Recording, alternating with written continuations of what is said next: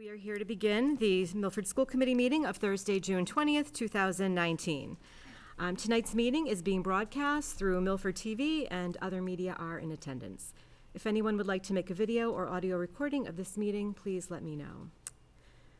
Tonight's first agenda will begin with approval of minutes.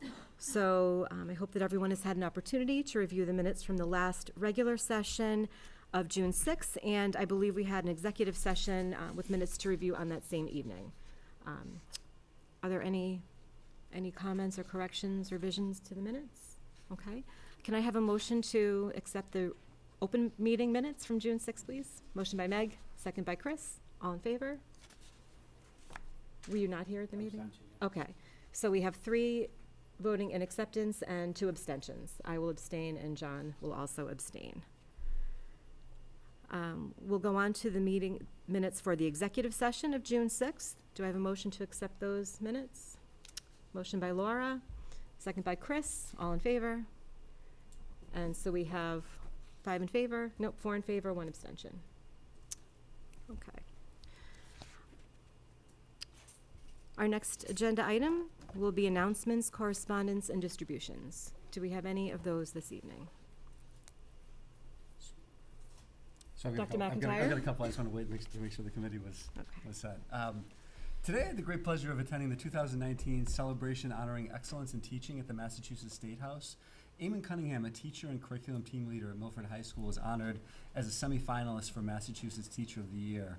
And I wanted to just read the write-up in the booklet and then kind of pass it around just so you get a sense of what happened, because Eamon's quite an impressive educator.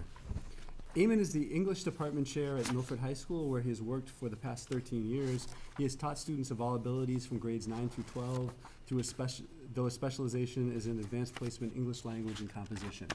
At Milford, Eamon has won the Senator Louis P. Bertinazi Teacher of the Year Award for the high school twice, and the Blackstone Valley Promising Practices in Education Award in 2016. Eamon has published widely on his experiences teaching high school and college English.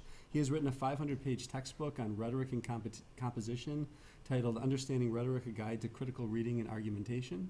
In addition to authoring many scholarly articles in a number of national and international publications, such as English Journal, Journal of Teaching Writing, Teaching Writing, the Journal of Writing Teacher Education, Teaching American Literature, a Journal of Theory and Practice, and English Teaching Professional. His article, Authentic Questioning as a Form of Inquiry, Writing in the Dialogic Classroom, originally was published in the Journal of Teaching Writing, which was also selected for reprint in the Best of Journals in Rhetoric and Composition in 2018. Outside of Milford, Eamon works as a development committee member for 3 large-scale standardized exams, MCAS, PARC, and MTEL. He is also a lecturer in the English department at Framingham State University, where he has taught composition to undergraduates since 2015, and he's a Milford resident. So I'm just going to pass the book around. We'll start this way and just kind of pass it around. But it was a nice ceremony at the State House and kind of the main Hall of Flags, and it was great to see kind of Eamon honored in that way. And Josh and I had the opportunity to go. Josh, do you want to make any comment on Eamon that I maybe didn't say? Eamon is a really gifted educator, and I think a very fitting tribute is our Representative Brian Murray was at the ceremony today, and Representative Murray had, I think, 2 of his children in Eamon's classes. Yeah. And he was taking the time to talk to Eamon and us about how of all the teachers that they had here at Milford High School, that there was no better college preparation that they received than in Eamon's class. And he was just praising Eamon for how well served his students were when they went on to college academics for having taken his class. And I know that that's something that Eamon aspires to and does very, very well at. All right, the second piece, and Judy, we didn't plan for this, but Lisa White received the Unsung Heroine Award. And I think it's probably better if you even speak to what Lisa White's contributions to the district, if you want to step up for even 2 minutes. I shouldn't sign up for that tonight. She looked excited based on that request. I wish Lisa was here. Lisa was honored yesterday at the Steakhouse by State Representative Murray. If anybody knows Lisa, she is definitely an unsung hero. She has done so much for our district, our community, our nursing department. She has, worked in every single school just because she is so motivated to give back to her community. And it has been a pleasure and honor to work with her all the years that I have. That's one of the reasons why I'm retiring, because she's leaving, and I don't think I could do my job without her, to tell you the truth. So, yes, I guess it was a great ceremony for her yesterday also. Fantastic. Yeah, And yeah. Brian Murray would like to invite Lisa back, and maybe Representative Murray as well, to kind of speak about the awards sometime in the summer. We're just going to try to match the dates. And I'm going to have Josh and Eamon try to come back in too, so they can speak about it as well. Thanks, That's Judy. great. Okay, great. Thanks, Judy. It's like the mafia. We keep pulling you back in. Did you have any other? I am all set. Okay. Those are my two. Jim, did you have any announcements? I did not. Okay. Great, so that moves us on to invitation to speak. See, we have a few audience members, but I think most of you look like you're on the agenda, so we will continue moving on. Next, we have our annual appointment of the superintendent to the Bi-County Collaborative Board. Dr. McIntyre? So this is basically an annual pro forma kind of process where the committee really just takes a vote to reappoint me to the Bi-County Collaborative Board. The superintendent is required to serve on the board of directors for a collaborative in the state of Massachusetts. So we just need a... Okay. Laura? Yes. How many meetings do you have? Just out of curiosity. They usually go every other month, but sometimes if there's like a budget issue or something else, kind of similar to the school committee, Yeah. we might meet in the interim. Okay. But it's six scheduled meetings, and then sometimes there's other meetings. Okay, great, thank you. Any other comments or questions? Would anyone like to make a motion to appoint Kevin to the Bi-County Collaborative Board of Directors? Motion by Meg. Second by Laura. All in favor? Okay, unanimous. Perfect. Very excited to serve again. Thank you, Kevin. We appreciate your service.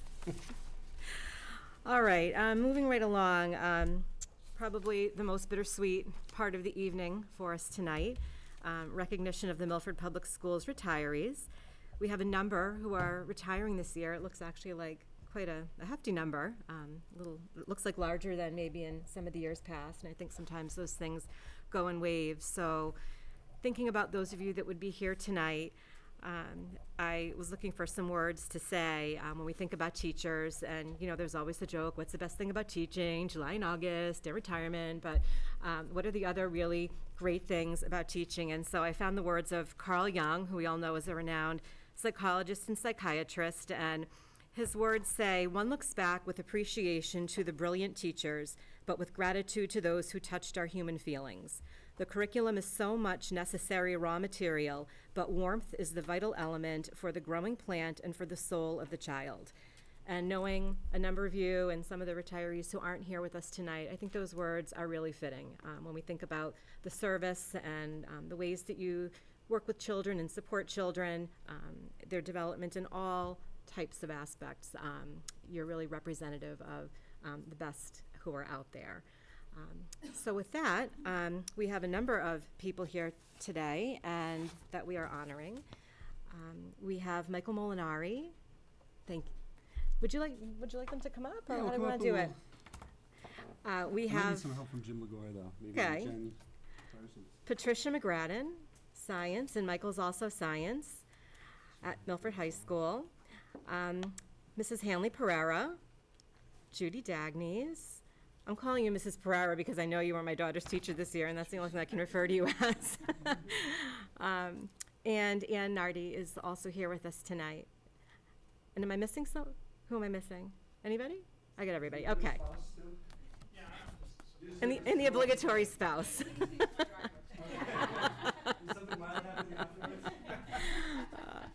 So we do have a small token for each of you, which clearly pales in comparison to the work that you've done over the years. But if there's anything, if you'd like to come up and share a couple of words with us upon your retirement, it would be lovely to have you maybe come up and maybe share a highlight, or you don't have to, or we could just hand you the flowers and call it a day. You said enough words over. But one thing that I did want to mention was we have at least 250 years of service amongst all of our retirees. And when you think about the number of years and the number of lives that have been touched over that time, it really is monumental. So the impact that you've made will continue here in Milford with generations of students to come, or who've passed through. So thank you. Thank you all for your service. So Jen, why don't you maybe come over and call the names out and we'll take a Sure. picture? Do you want a group shot? All right, perfect. So why don't we call people up? Why don't we have everybody come up and then we'll do individual pictures too.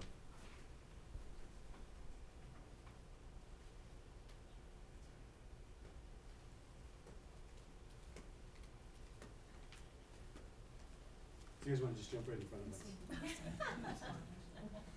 We gotta get tighter together. Oh, sorry. So let's get tighter together. I'll go in the back, you guys come front. Mike, maybe if you can jump in the back too. Jim, jump in. I love the enthusiasm. Oh, thank you. Okay. I love being in front.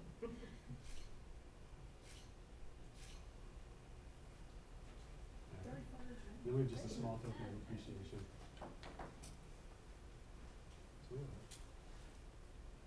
Thank you very much. Congratulations, enjoy your retirement. Thank you. Congratulations. We have enough for people to just. Possibly. Thank you very much. Congratulations. Yeah, congratulations. I think you got a plan for you. Oh, great. Thank Thank you for you. roses, I don't know. All right, now, this is somebody hand. Thank you.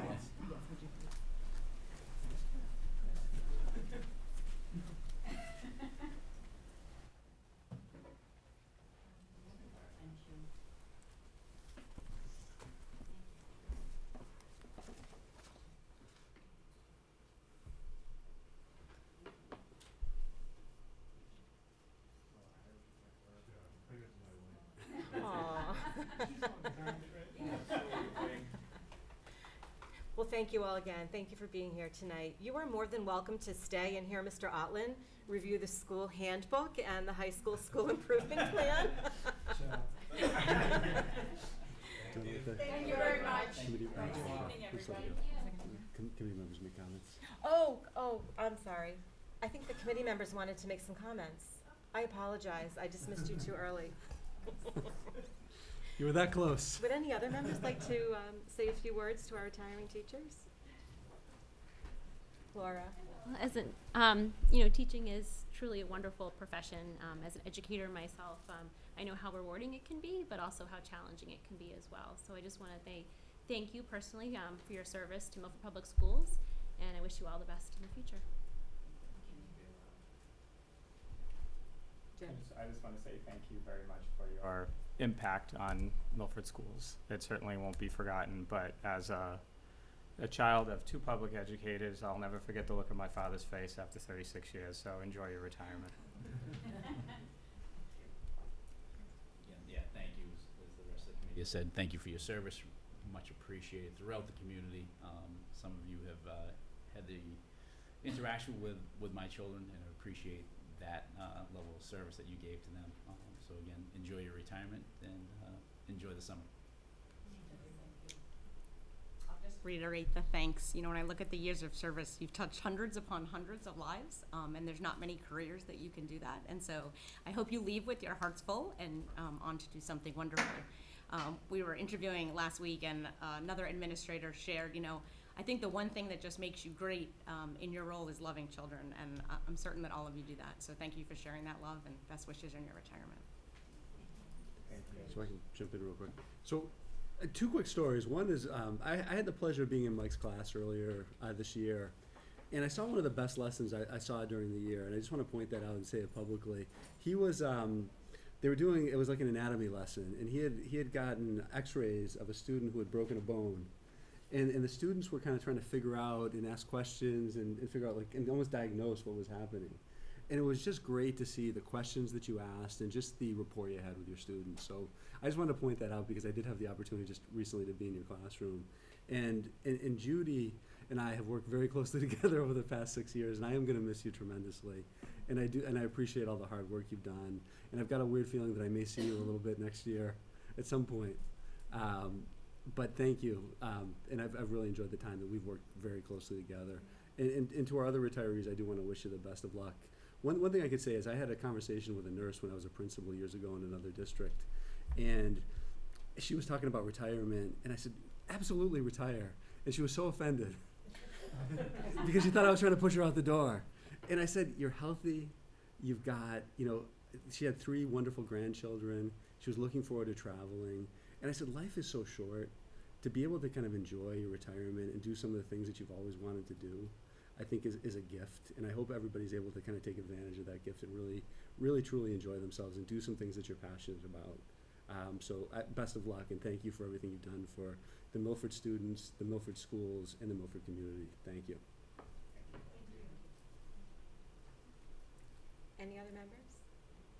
We're good? Okay, thank you very much.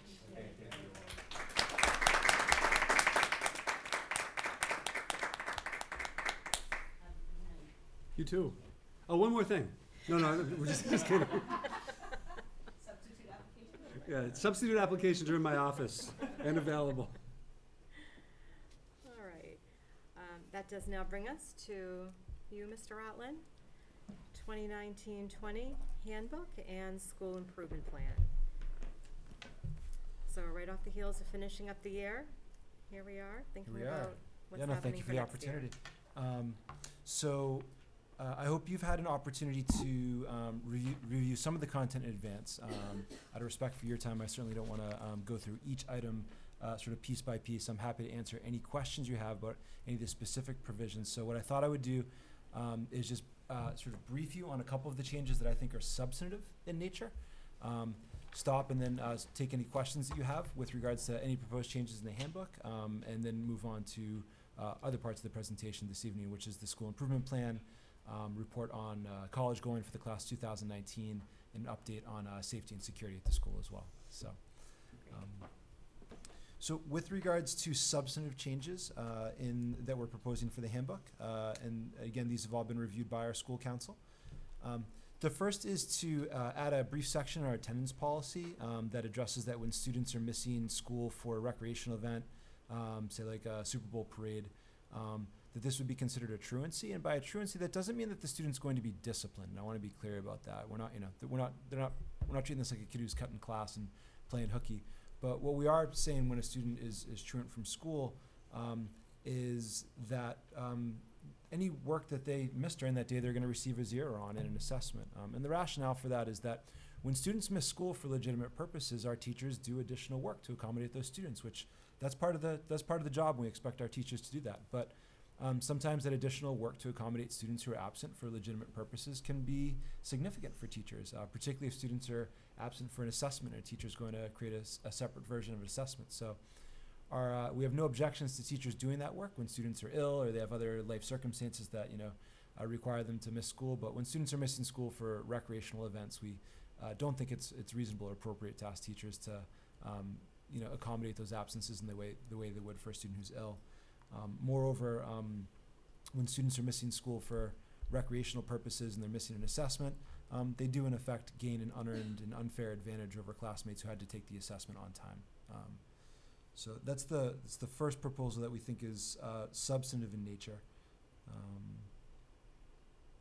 The second, which I won't go through in detail, but I would note this is on page 2 of your handout, that our current handbook does not have any language that addresses expectations for how to manage academics when students are absent on field trips. And in my first year as principal, this was a non-issue. It was something that I had no discussions with any teachers or students or families about. However, this past year we had a small number, but probably 4 or 5 cases in which there was significant conflict and disagreement between students and teachers and parents over how work should be handled due to absences from field trips that I felt frankly was unnecessary and unproductive, but was a result of us not having any language that provided any sort of guidelines for teachers or students on academic expectations for work missed during field trips. So we think that this just puts in place what we believe are some pretty common sense guidelines, and just explicitly articulates them so that there's no confusion as to what those expectations are. And Is that right? Interject on a question? of course, yeah. Or are you still going on with that? I just want to review and see if I had anything else that was, there is one other substantive change, which is with regards to academic consequences for poor attendance, but I can hold off on that. If you don't mind. Yeah.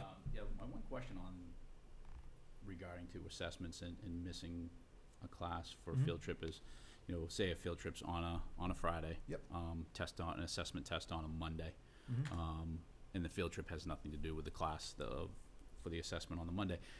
You know, typically a teacher's going to review the work material for the assessment that's going to be taking place the next day or the following assessment day.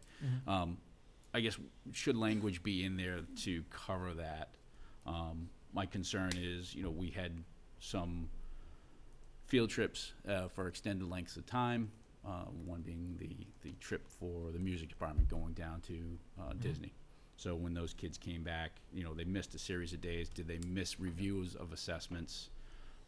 Therefore, you know, they're in a sense, they're behind a little bit, right? Correct. So does language within this handbook need to be anything pertaining to that? So I believe we've addressed that, but you can take a Okay. look and see if you believe it's adequate. So this is on the second section, so it's broken into two sections. One is when a student misses school for a single-day field trip, Right. and the second is when a student misses school for a multi-day field trip. Yep. Under multi-day field trip, the last point reads, if an assessment is scheduled on the day after the trip, so to use your example there, Right. been away on a multi-day trip, and you know, they missed a review on Friday, there's an assessment on Monday, the student is expected to speak to teachers in advance of a trip and may request a postponement. Any postponed assessment must be completed within 5 school days of return. Right. But even the single day, we're okay with that. I know, yeah, I shouldn't have So used the multi-day, I guess more the single day. So again, like, you know, a student goes on on the manufacturing trip Right. that we went to on a Friday, and then Monday has a math test. Yep. So my expectation would be that if a student, in that scenario, right, they're gonna miss Right. a review on Friday and Yep. they have an exam on Monday, would be that they would make arrangements to, if they felt that they needed that review, that they'd make arrangements to stay with their teacher after school prior to going on the Okay. trip.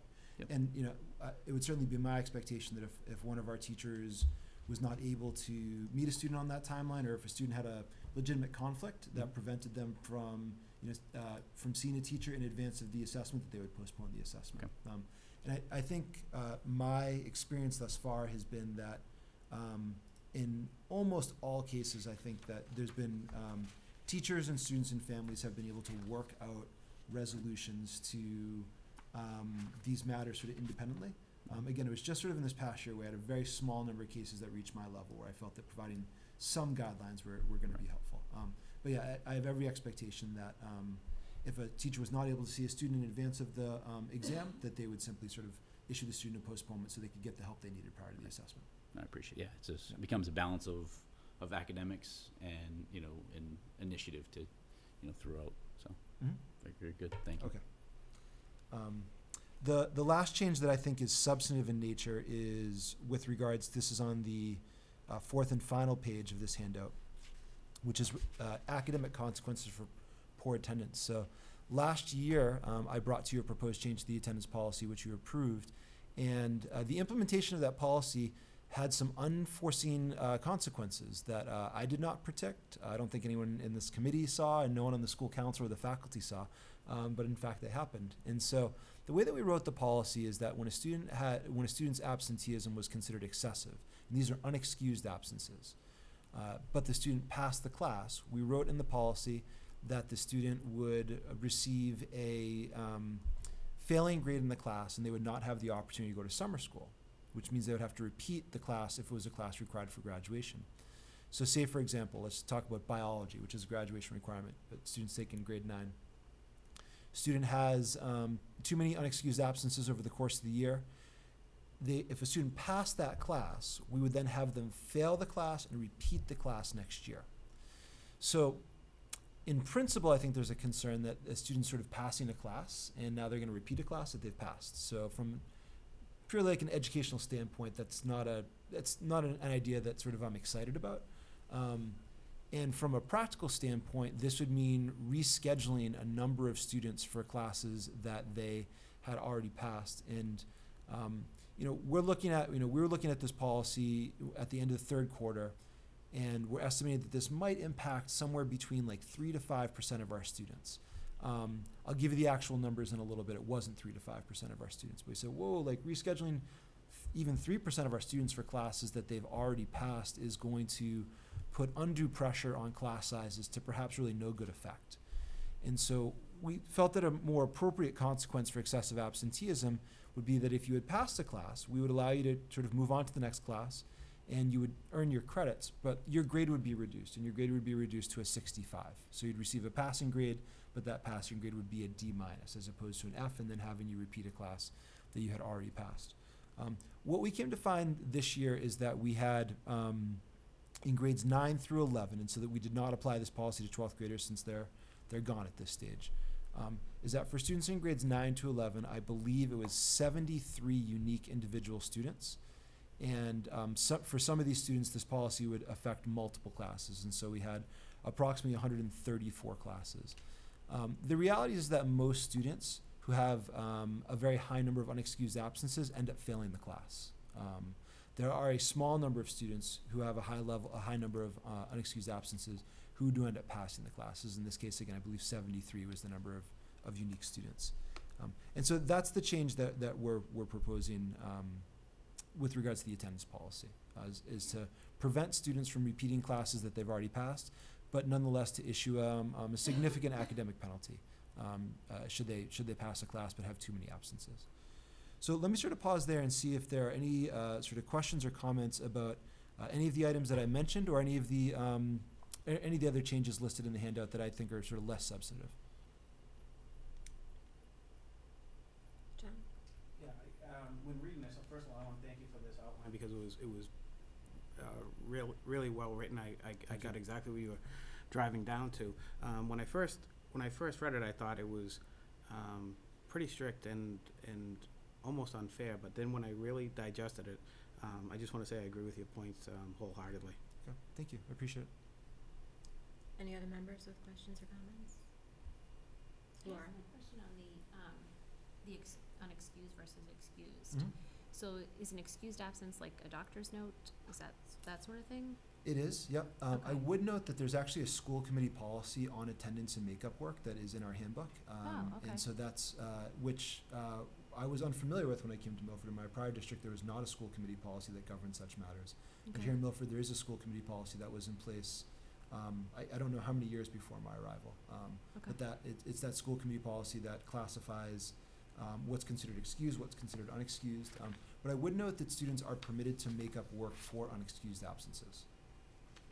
Okay, so that may be how they're getting the passing grade, for example. Correct, yeah. Okay. Yep. Okay, thank you. Any other? So I have a follow-up to that same, Mhm. if you don't mind, Josh. So I guess my question, so you're saying that in some cases there's an unexcused absence, Mhm. which I think I heard you just say, that a student can make up work for. All unexcused absences a student can make up work for. A truancy is when they're not permitted to make up work. Okay, so how do we define or differentiate between, it's my grandfather's 80th birthday and we're having a party in Hawaii and we have to miss Thursday and Friday because that's when how is that different from this? So the school committee policy addresses family travel. So family travel is different from this? So if you'll bear with me, I'd be happy to pull up that Well, I policy could for pull you. it up. Yeah. Bear with me just a moment, I can pull that up. Okay, But again, these are policies that preceded my arrival at Milford High Right. School and were Right. established by school committee.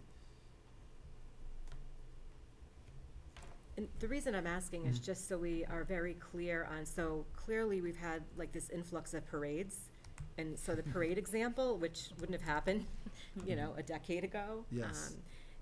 That part is very, very clear to me. Mhm. Other things, I'm just not exactly sure how to differentiate.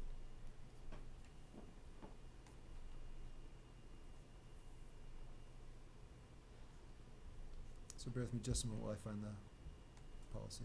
And I don't mind if you don't find the policy. I guess I'm just more interested in how the high school will kind of address, Mhm. if it's either referring back to the exact words in the policy. We do, yeah. We do. Okay. So that's why I want to find the policy, because our Okay. practice is the policy. Okay, And we don't, it's not something that I deal with personally on a regular basis. So I want to refer to the policy rather than misspeak on this.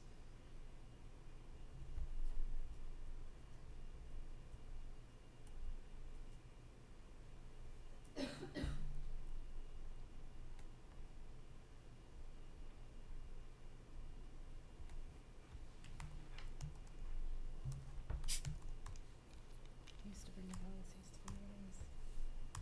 But then your phone too. Actually doesn't help.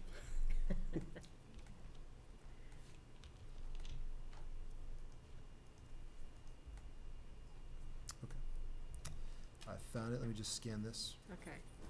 Thank you for doing that. Yeah, of course.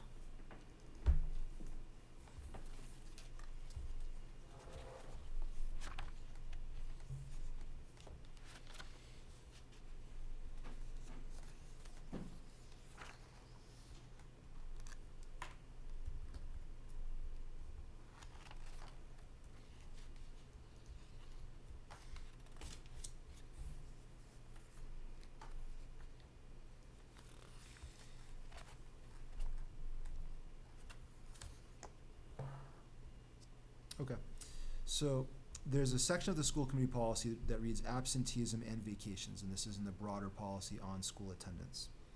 It says, our district discourages students missing school for extended family vacations. Such absenteeism may disrupt the continuity of the student's learning. Schoolwork will not be provided prior to a child leaving for a non-school vacation. Family vacations are unexcused absences. Parents and guardians who allow their child to be out of school for vacations are assuming responsibility for the child's educational program. The next section is highlighted in the text. Students will be expected to make up any classwork and/or homework assignments upon returning to school. Students will be expected to make up work within 10 school days, but may not exceed a marking period. Early exams will not be provided. Any work not made up will result in a grade of 0. Okay. To put a point on it, this policy is, I think, more generous than our standard practice in terms of how we would deal with students who miss school. So I'm not proposing that the committee change it at this time, but it's worth noting that this is what the policy reads. Okay, thank you, because that Yeah. does clarify, so I feel like that's narrowed down Mhm. what your definition of truancy Yeah. is going to be. Does that have a policy number or letter and code? I don't think we reprint that in the handbook, but Okay, you're in the handbook itself. yeah, I'm in the Sorry, handbook. okay. I'm not in the We would school have to committee refer to the policies. policy. The What's that? We'd have to refer to the policy to figure that one out. Yeah, that's, It's probably in Um, section J, is my guess. that's, I just, Okay.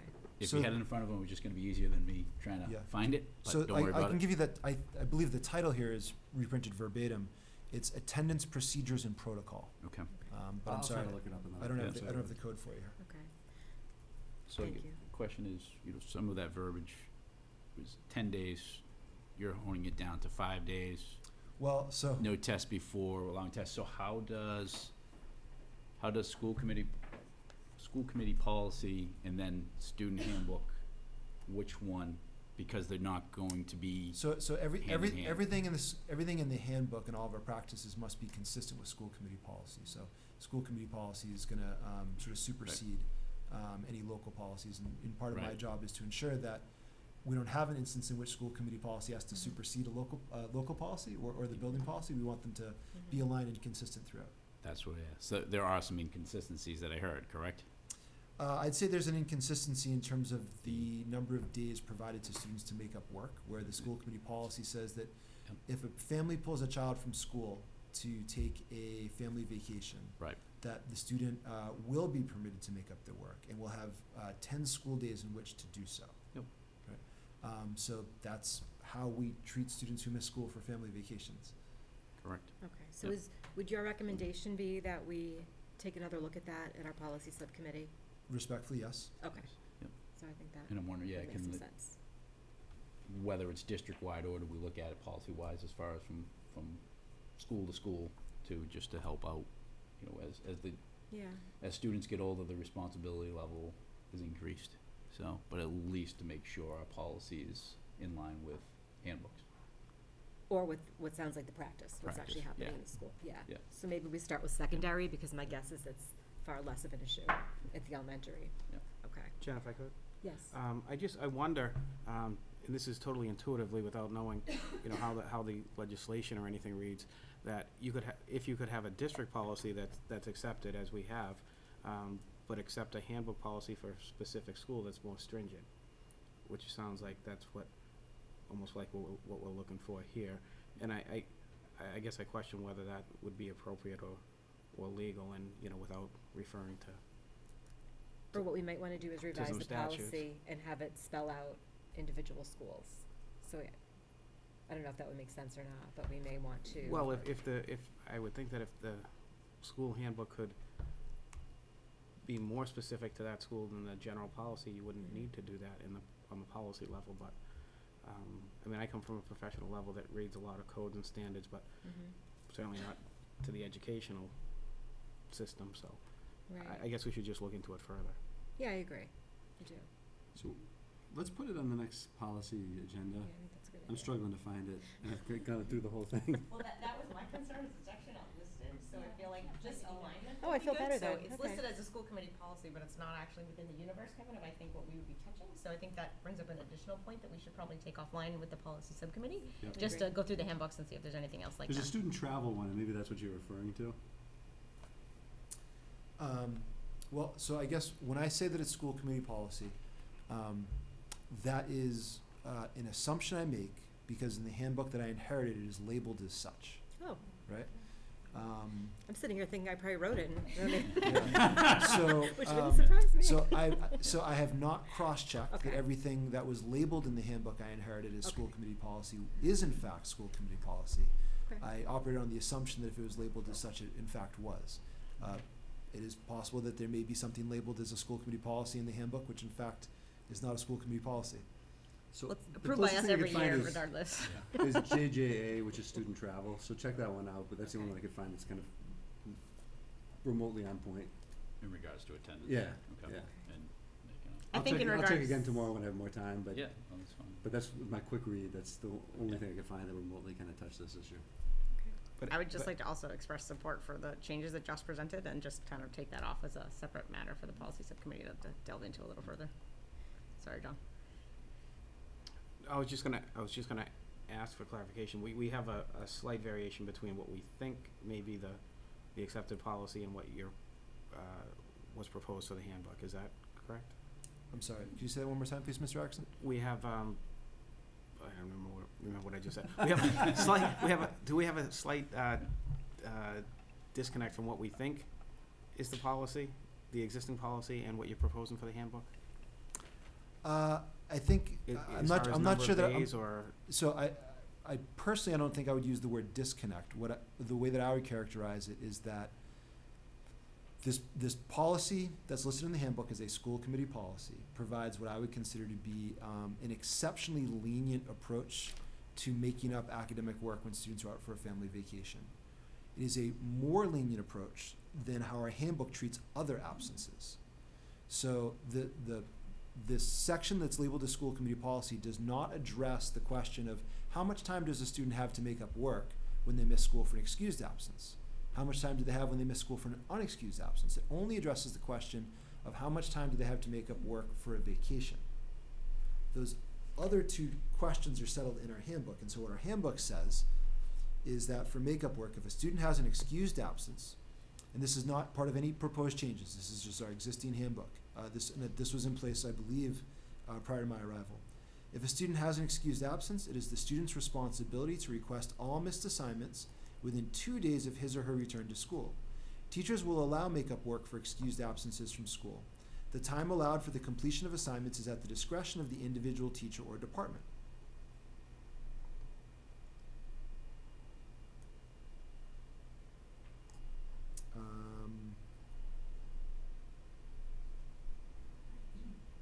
Yeah. So I'd say that, if there's a disconnect, it's that there's different standards being applied to different types of absences. I'm seeing that now. Yeah. Yeah, I appreciate the clarification. Yeah. Do you mind if I ask one additional question?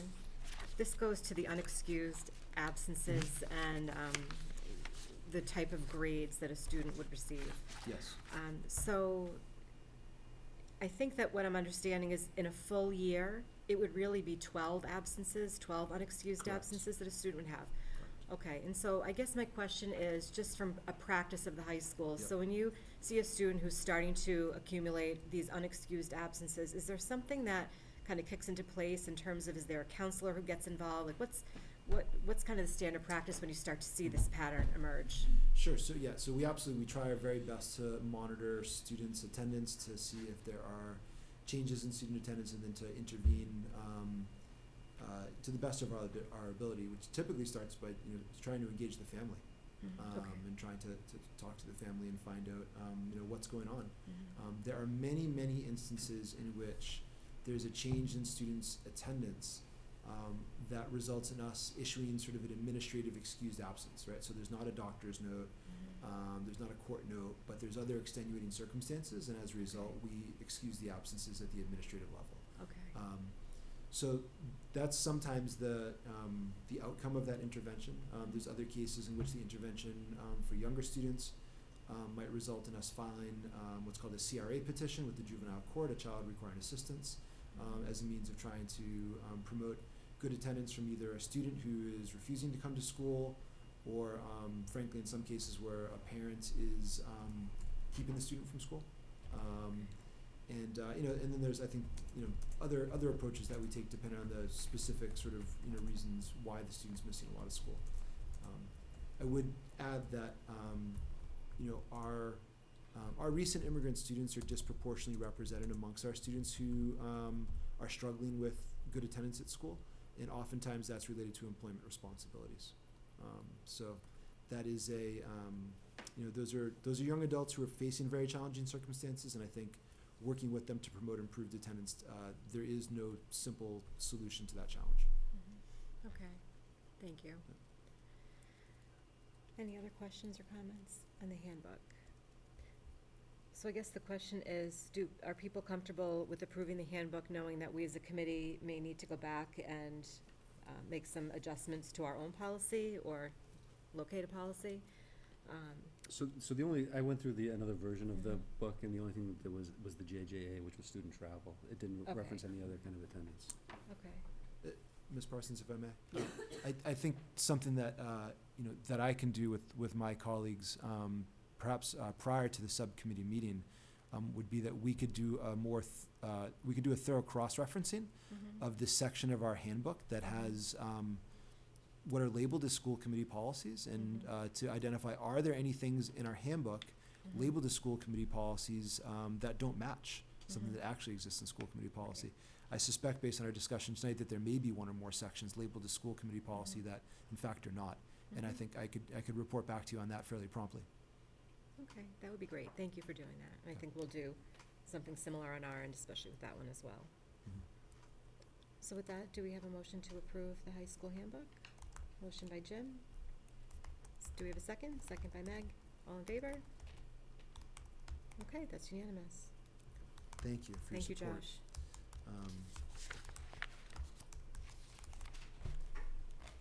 So the next item is our school improvement plan for 2019-2020. So I think we've been deliberate about trying to keep this fairly focused and brief. So I would like to take just a moment to talk about each in turn. I don't think it'll take too long. The first is the launch of our Metro West Early College Scholars Program. I think you're all aware that in conjunction with Framingham State University, Mass Bay Community College, and Framingham Public Schools, Milford Public Schools has been a part of a consortium that's won a $600,000 grant from the Smith Family Foundation and a $140,000 grant from the Department of Elementary and Secondary Education for our early college designation. And we are very excited to start a multi-year process of working with a cohort of students and families in the class of 2024.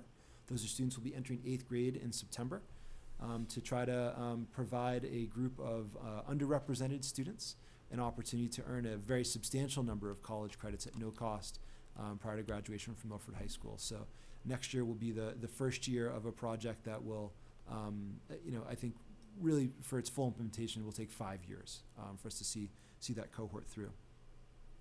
The second item is the continued build-out of our Project Lead the Way programs. So this was on the school improvement plan last year, is on this year, and I anticipate will be on for the next 3 years. As part of a grant that we received last year from the state, we started up new Project Lead the Way course offerings in biomedical science and computer science. And so that requires planning and sort of implementation challenges on a number of different levels, from staff training to fiscal planning, curriculum development, et cetera. So that will remain a priority for us moving forward. Third is to assess the viability of offering an advanced manufacturing program here at Milford High School. So You've heard me talk in the past that advanced manufacturing is one of 4 areas identified by the Workforce Development Board in this part of the Commonwealth and the Commonwealth writ large. That is both suffering from a supply shortage of labor today, and that supply shortage is expected to worsen over time. And so that means opportunity for our students and good opportunity in advanced manufacturing. So I actually just made a major step by having a site visit over to Uxbridge High School earlier in the week to meet with their principal, Mike Rubin, to learn more about their program in advanced manufacturing. And I'm also working very closely with Paul Linsky, and you may recall that Paul was with me here at school committee recently. And we'll be going over to Antron Corporation, I believe, in 2 weeks to have a conversation with them about potential partnerships moving forward. So that will continue to be a major point of emphasis in the coming year. The 4th is the launch of our new alternative education program, which I spoke to the committee about earlier in the spring. We're calling this Vision Plus. The 5th is the launch of our work-based learning program. I spoke to the committee about this in the winter when we talked about proposed schedule change. I'm working actively right now with approximately 12 students and families to try to secure work-based learning placements for the start of the 2019 school year, and that'll be work that will continue on throughout the summer months. 6 is the launch of our Flex Block program, which again you heard about in a winter meeting when I attended. The 7th is something that was on our plan this year and will, I think, continue to be on the plan for a number of years until we've sort of reached a point which I believe we've kind of arrived, and that's the implementation of a differentiated post-secondary planning program, or in layman's terms, we want to make sure we are not taking a one-size-fits-all approach to post-secondary planning. We want to offer something that's much more personalized for both students and families to help them understand the range of options that are available after high school and to support them in pursuing various options for success after high school. 8, 9, and 10 are also continuations of projects that we have been working on for the past year or two, and I anticipate we will continue working on for a number of years. Number 8 is our co-teaching professional development. So we had a cohort of approximately 16 teachers this year, content teachers, special education teachers, and teachers of English language learners who have gone through in-service training and coaching on how to work together more effectively in a co-teaching format. Number 9 is refining the use of interim math assessments, which I actually want to come back to after I'll talk about number 10 first. 10 is our Writing with Colors initiative. This is a programmatic and systematic mode of the teaching of critical reading and writing to students, especially in grades 9 and 10. That's targeted towards their performance in the MCAS exam, and we have achieved outstanding results with Writing with Colors. And Writing with Colors, to sort of use the jargon, Writing with Colors is really about common interim assessments, and we are trying to replicate that practice in mathematics, particularly in Algebra 1 and Geometry, which is what our 9th and 10th graders take in math. And so we've made major, I think, progress in that project in our past school year, but I anticipate that we'll continue working on this for at least another 2 to 3 years before we have a robust set of common interim assessments that cut across Algebra 1 and Geometry. So let me sort of stop there and see if there are any sort of questions or comments about any of the items on the proposed school improvement plan.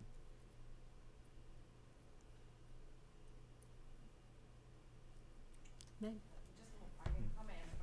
First off, I just want to commend you because I like that you kept this high level, but I felt very informed as I read it because I think through the updates that you've brought us, I felt like I kind of knew what each of these touched upon, so I just want to thank you for that. On the flex block, are we committed to that for a year to see how it goes? I'm curious, at what point do you assess, is this working? So it will certainly be assessing sort of throughout the process. Okay. I am highly confident that FlexBlock is going to be a positive addition here at school. If there's data to the contrary, then I'll certainly revisit that. Sure. I think FlexBlock is an initiative that I'm very, very excited about. We will certainly be seeking feedback from students, from my colleagues, and from families as we come into spring of next year. Like I said, if the data says otherwise, we'll listen to the data, but I'm very optimistic that this will be a real asset to our students. Yep. And then maybe on the advanced manufacturing, is it the type of thing where we would offer courses in-house? I know we don't have space for some of what we would like to do, so you would take a course here and then potentially go off-site to do? I think there's a lot of possibilities that we're exploring. So one of the things that I've become aware of, I think really just in recent weeks that I wasn't cognizant of previously, is that we may be able to prepare students to earn a term that I think I've used before, and I'm going to use more with you in the coming months, to earn IRCs, industry recognized credentials.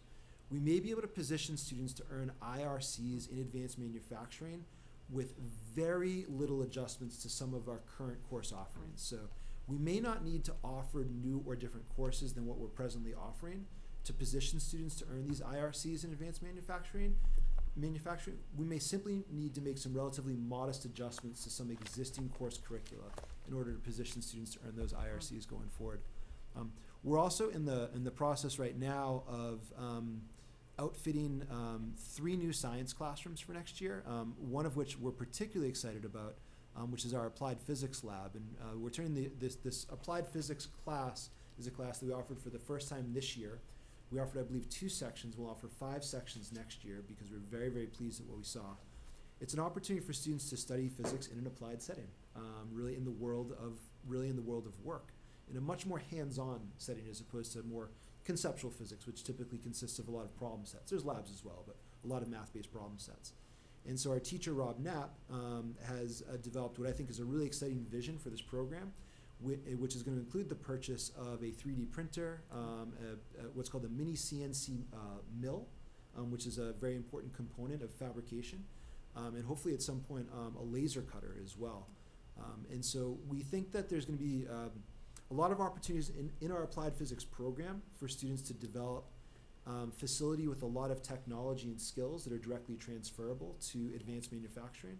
We believe that these capital investments are also going to create an infrastructure that can support students in advanced independent studies, which is another way that I think we can really take students who have an interest in pursuing this and to really help them do so at a high level. I'll share with you just very briefly 2 illustrations of the type of work that Rob Knapp is proposing to do, and I think it'll help illustrate sort of the connection to sort of advanced manufacturing engineering.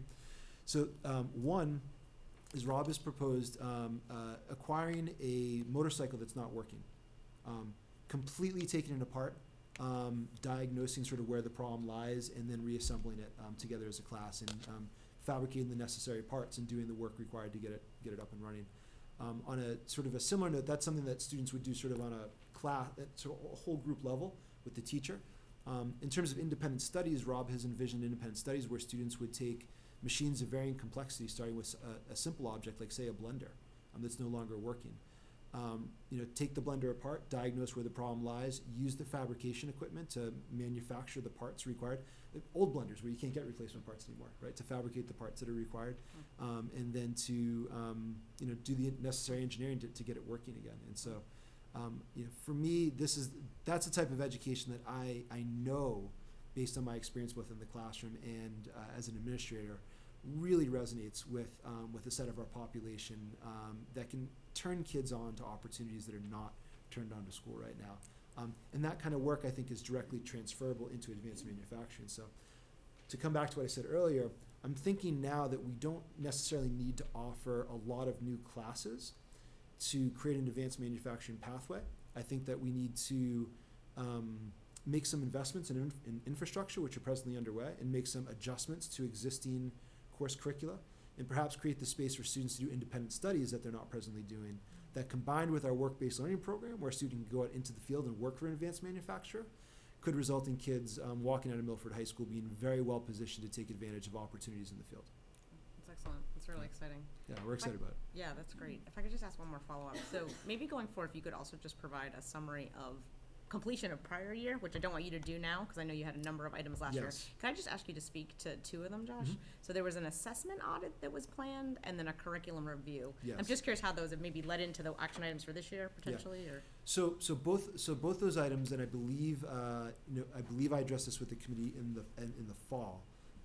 Those were 2 of a couple of items that we decided to table Okay. as we came into the school year. So when I started off at Milford High School in the 2017-2018 school year, Ms. Banach and the school council and the school committee had already approved a school improvement plan. Last year was the first school improvement plan that I wrote. It was, we just bit off way more than we could chew.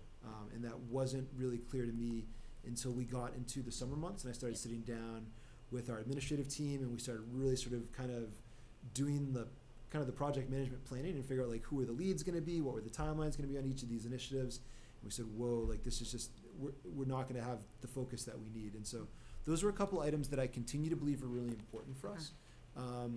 But I believe that I don't see those as sort of top level priorities for us right now. I would say that in terms to link that back to two things this year, with 9 and 10, with the interim math assessments and with the continuation of Writing with Colors, my sort of top priority right now with regards to our curriculum is to have a fairly tight focus in 3 areas, right? One is English and math in grades 9 and 10 to ensure that we are getting the best possible performance out of our students on the high stakes tests that are used to hold the school accountable, right? 2 is on our college readiness curriculum, and that's our early college programming or advanced placement programming. Right? And 3rd is on our career readiness programming. Right? And so you've heard me talk about our career readiness programming fairly extensively over this past year. I feel like we really need to get those 3 areas to, I think we need to get our performance in those 3 areas to a higher level. And I think once we're there, then I think we can take a much more sort of global approach to sort of a curriculum and assessment audit here in school. Great. But I feel like those need to be the sort of our most urgent priorities right now. Thank you, that's really helpful. Any other members? Questions? Listen, Jim? Laura? Just had a question on the flex block and the scheduling. How did that go, the scheduling of the students for next year? I know that we changed the schedule. Yeah. So in terms of our, I think you're referring to like our master schedule build. but Yeah. Yeah. So our Are master. students able to access classes, things like Yeah, that? so the changes that we made to the schedule actually really had no impact on the master schedule build.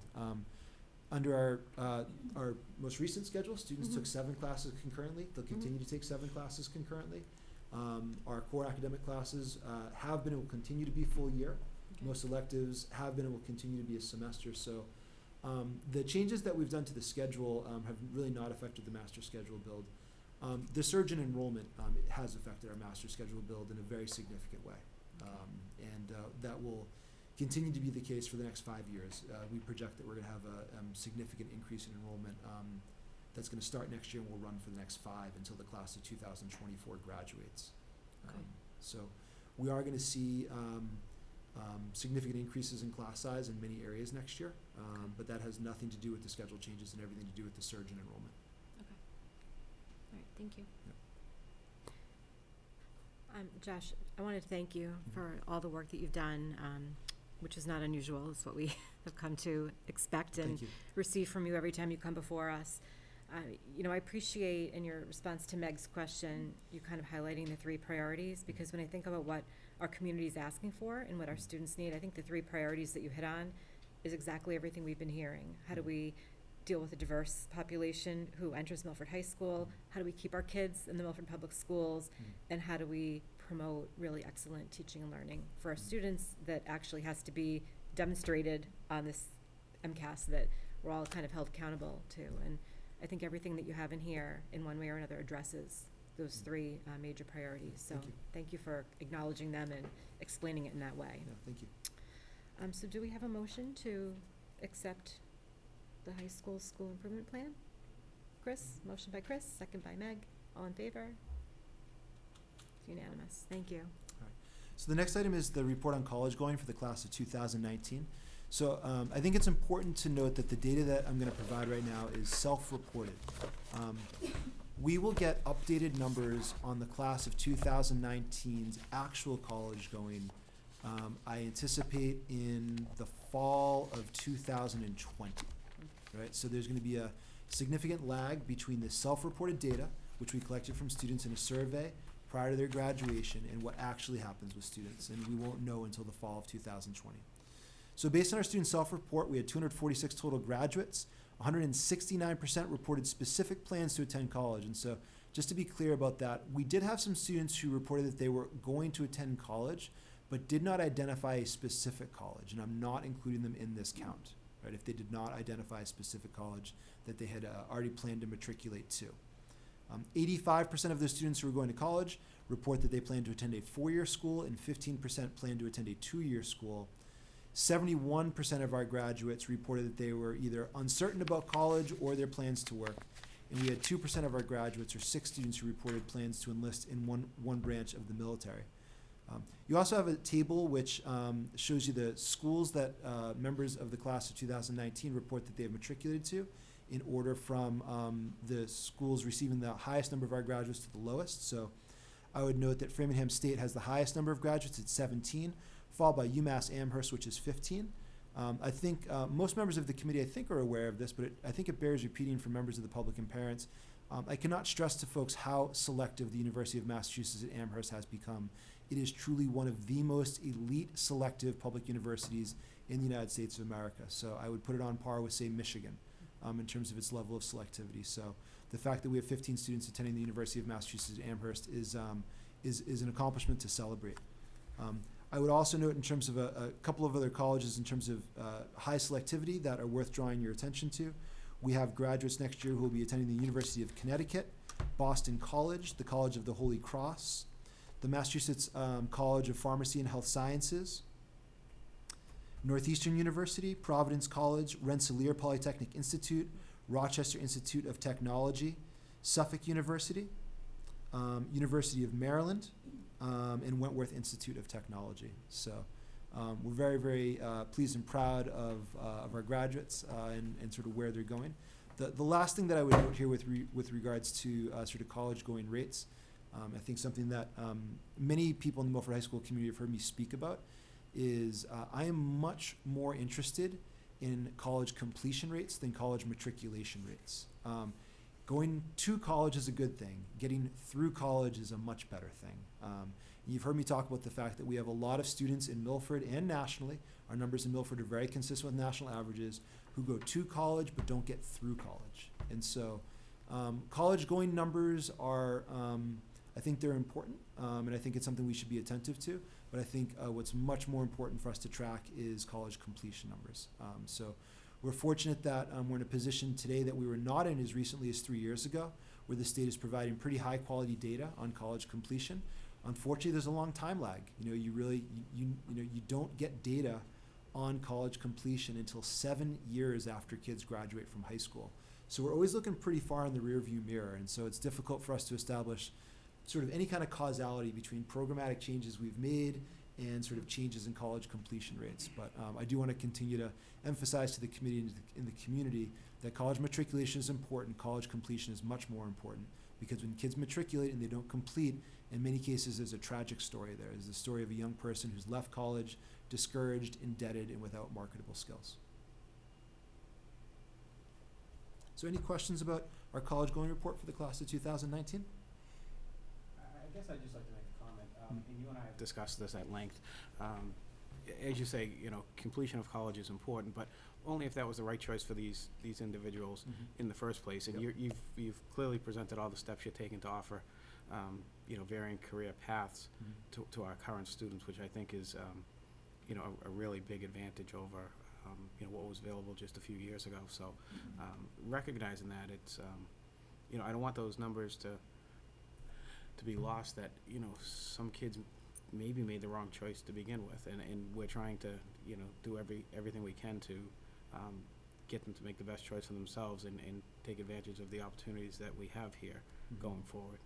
Yeah, and something that I accept responsibility for is we have a lot to do with the choices that kids make.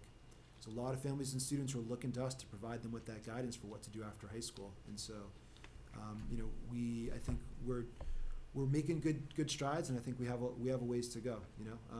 We've learned a lot in just the past 2 years. I've learned a lot personally. Our team has learned a lot in just the past 2 years about a lot of the non-college options out there for kids after high school that are outstanding. But we have a lot more to learn, so we're going to keep working at it. Well, to me, you're doing a good job at it right now. So keep working. We're going to keep at it. This is a top priority for us. Any other questions or comments for Josh? Nick? Just speak to how you assess that. So I know the early college one, you talked about 8th graders. Kind of, where is that initial point of contact? I remember initially you talked about accessing some testing earlier on, so you can kind of see those scores and give them guidance in terms of Right. tracking. So my hope is that Flex Block is going to provide us with a mechanism whereby we can start talking with kids about post-secondary planning in a pretty serious way in 9th grade. Okay, thanks. So I think the fact that our access to students for any type of intervention has been so limited under our current schedule is that, our current practice, I think, is we're really not working with kids and families in what I would consider an intensive way until the spring of their junior year. I want to be starting to talk to students and families about this in the fall of their freshman year. And ultimately, I think, the Early College Scholars program, there's a premise in that program model, which is that actually we really need to be starting that work in middle school.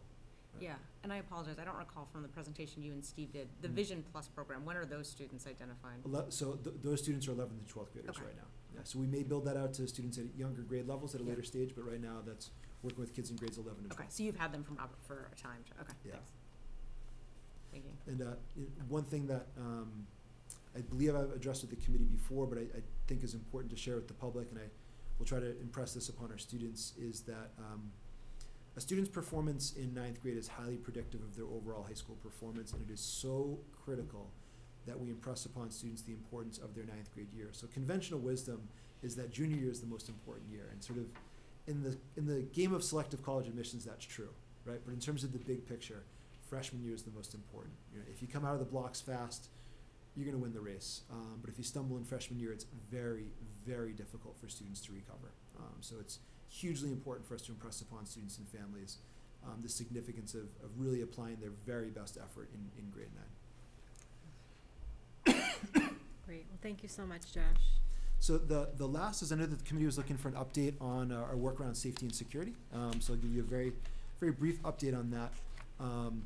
We start off the school year with our full staff with training on emergency procedures. We did that on August 28th of this past year. And we followed that up with grade level assemblies with each of the classes in which I personally review our emergency procedures and protocols. We did that on the September 13th of this past year. The very next day, on September 14th, we then conduct school-wide exercises that we do in conjunction with the Milford Police Department, in which every classroom at the same time practices our lockdown and barricade procedure, our evacuation procedure, and our fight-back procedure. We conducted a spring lockdown drill with the Milford Police Department that was unannounced on April 22nd. I should note that the September 14th exercises are announced in advance to both our students and our families, and we will continue to do so going forward. And we conducted 3 fire drills in coordination with the Milford Fire Department this year. We have a crisis team that met 5 times this year. We conduct so-called tabletop exercises in which we kind of slow walk through various types of scenarios and contingencies, and we use that as a way for us to identify areas in which either we don't have existing protocols or in which we need to revise or tune our existing protocols. School Resource Officer Gresham participates in all of our crisis team meetings.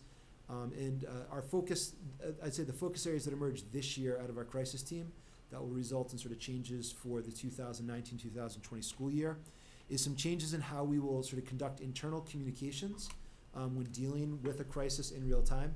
And we'll also be introducing what's called a shelter-in-place protocol to our students and our faculty next year. Shelter-in-place is a procedure that's used in many, many school and institutional settings, but we don't presently use here at Milford High School. It's a relatively simple concept. It's where an administrator would get over the intercom and announce that we are going to shelter in place, which means that everyone just shuts their doors and continues what they're doing, but we clear the halls. And so we might use a shelter in place for a variety of different reasons. We may use it because a student is having a medical emergency in a public zone of the building, and in order to maintain that student's privacy, let's say we have a passing that's coming up, we're not going to remove that student before passing. We just want to stop traffic or to have students stay in maybe period 2 for 10 minutes longer than they would have originally, so we can clear that student out and maintain their privacy. We might use a shelter in place so that we can conduct a time-sensitive investigation with the police in a way that ensures that students and faculty are not moving about the building. So there's a variety of different reasons that schools and other institutions use shelter in place, and we'll introduce that into our repertoire of protocols next year. Lastly, with regards to school day security, just to review for the committee and the public, once the school day starts, we do control all access to the building through the front doors and through our security booth. We have a staff of campus aides who's regularly monitoring our doors, hallways, and entrances into our restrooms through both walking patrols and video monitors. And I would also note that in terms of school day security, we had at least 2 instances this year in which the Milford Police Department's Special Operations team provided a rapid response to school during the school day, either to respond to a report of a threat, which thankfully when they responded this year, it was a false alarm. And we also asked them to come over on one occasion as a deterrent. When there was, we were receiving reports from students that there was going to be a significant physical altercation between groups of students, and so we had a rapid response from the special operations team, and I think it was very effective. There was no incident that day. So that's a quick overview of some of our basic measures that we're taking with regards to safety and security, and be happy to answer any questions or hear any comments with regards to safety or security at the high school. Chris? Just one comment. I asked about safety and security. It was in regards to the police chief at a selectman meeting, and just saying that they were focused on Stacy Middle School and the high school. And I reached out to the chief individually just to see where he was at, and it was good to hear it was a proactive reaction in response to their team, and it wasn't a reactive response to anything going on in our schools, which was good to hear. And it sounds like obviously that they've been working hand in hand with you and the different drills and things. So it was nice to hear that coming from the police chief. But again, it's the town put in place this response team, and they're being proactive as being a part of our schools. And I think that you see their presence, when you're dropping off as a parent and going to different school functions. So again, it's good to see that. We know you have that feeling of safety when you drop your kids off in the morning, you pick them up in the afternoon. So thank you. We started in the second half of the year, and I'm very appreciative of the police department for doing this. In the second half of the year, members of the special operations team just kind of started cruising through school on a pretty regular and frequent basis to try to normalize their presence for both our students and our faculty. I think when they first showed up in the fall, you have these officers, they're dressed differently, they're wearing sort of tactical gear, and so they certainly get people's attention. And so I think for some of our students and faculty, the first time that members of the special operations team showed up, that was cause for concern. And they've done an outstanding job in the second half of the year in being in school on a pretty regular basis, so that everyone understands that when they're here, they're not here because there's a crisis unfolding. They're here to keep us safe, and they're part of our school community and part of our team. And I can say that's happening in all the schools, and even members of the special ops team participated in the Special Olympic School Day games. So they're really engaging with the kids in, I think, very positive ways, similar to what our school resource officers are doing. So I think the kids are becoming familiar with who they are. And that's pre-K all the way up to high school. I would also, with regards to the special operations team and their role here in the schools, I have to imagine that there are other communities that have similar operations, but I will tell you that I actually couldn't name one for you. I've never heard of one, so I'm speculating when I guess that there is sort of other communities out there doing similar work, but I don't know of them. So in terms of my my conversations with other school administrators from other districts and professional settings, I've not heard of an arrangement like this. So I think it's something the community should be very, very proud of, and I'm certainly as a principal very grateful to the police department for providing this level of support in our schools. Anything else? Question. Jim?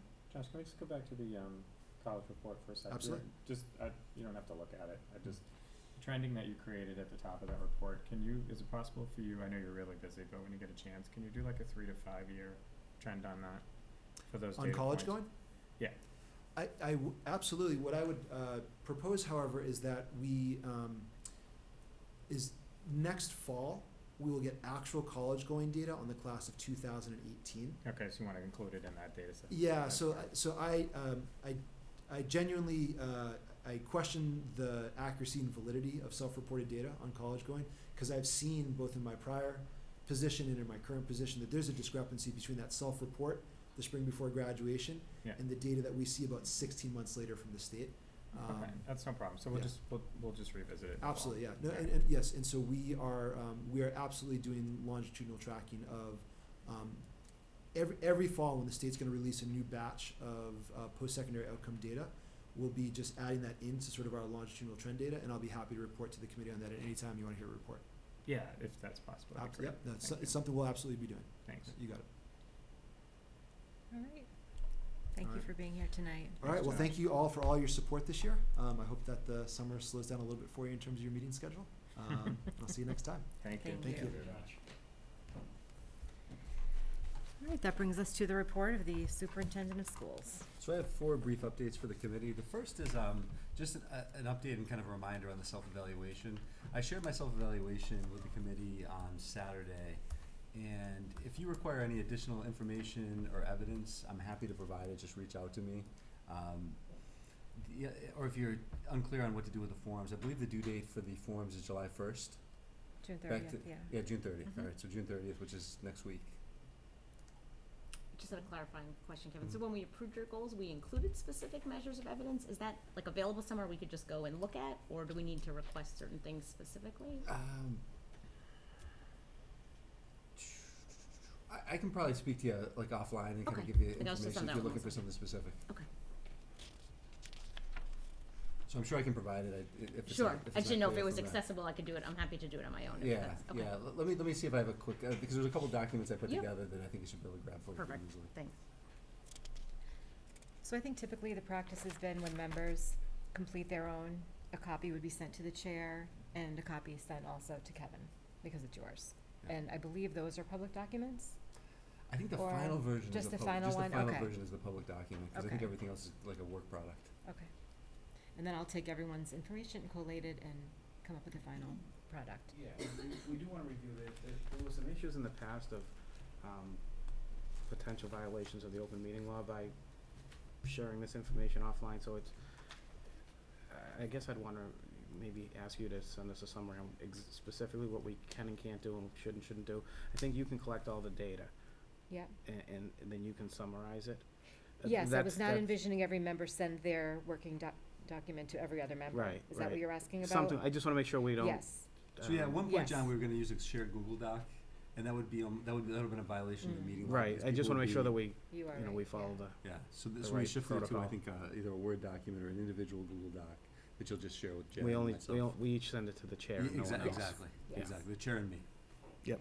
Yep, Okay, thank you for and clarifying. that avoids the open meeting law, Yep. like potential violation. Okay.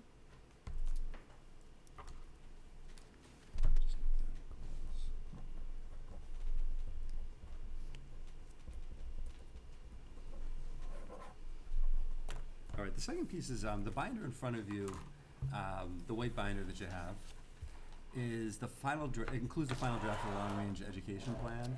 And so, in the binder, you have, again, the final version of the plan, the NESDEC pre-K through 12 school facilities best educational use study, excerpts from the Center for Living and Working, Inc. self-evaluation and transition plan for ADA compliance, and presentations I've previously shared with you on the long-range education facilities plan.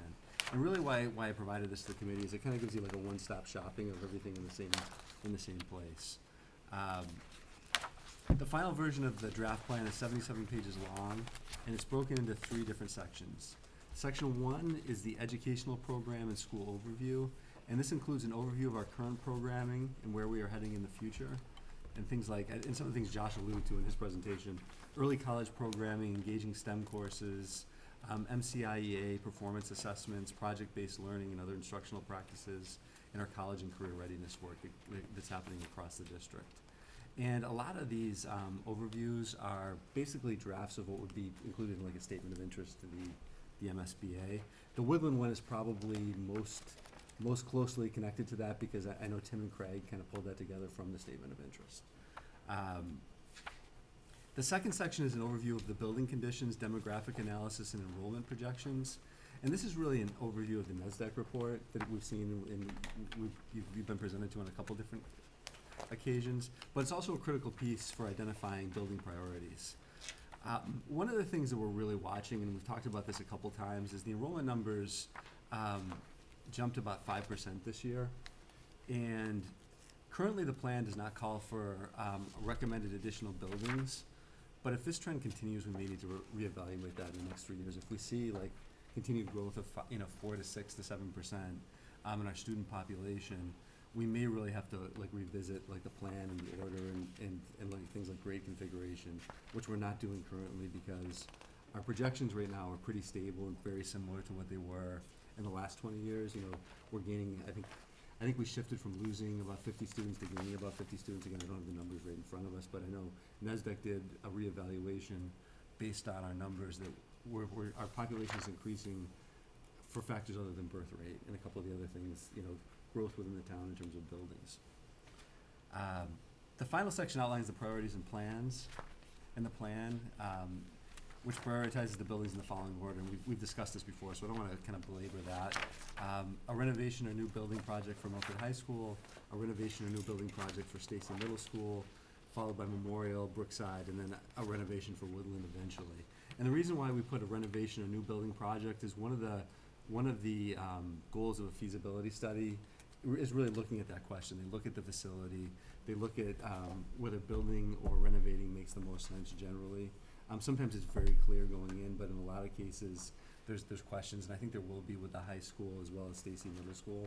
And you also do like a site study, and we did a similar process with Woodland several years ago.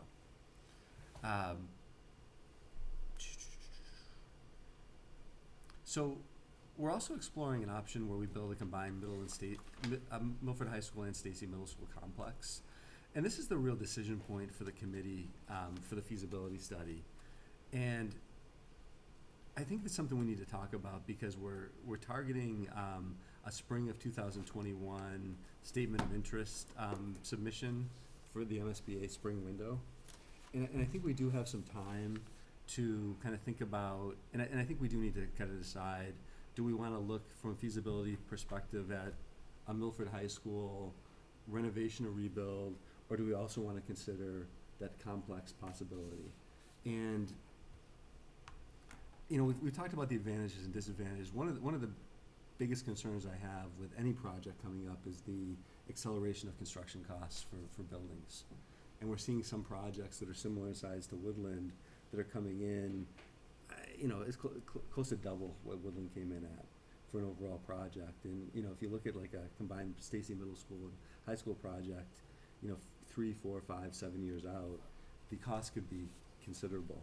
The cost of a major high school renovation or a new building is also going to be considerable, and we will need to do something with Stacy, not in the not too distant future from that.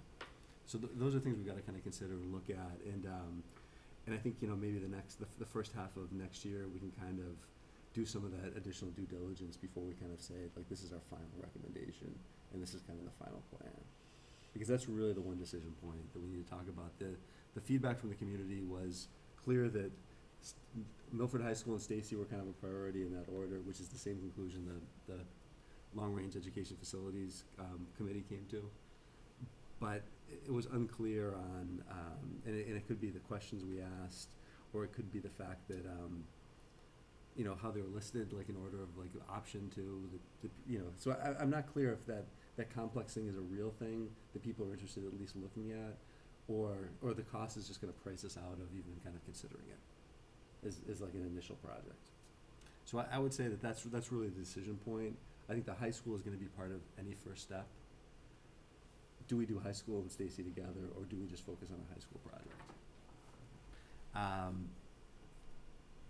So I specifically in the plan didn't really we put kind of aggressive timelines in a PowerPoint at one point during the year, which really weren't realistic.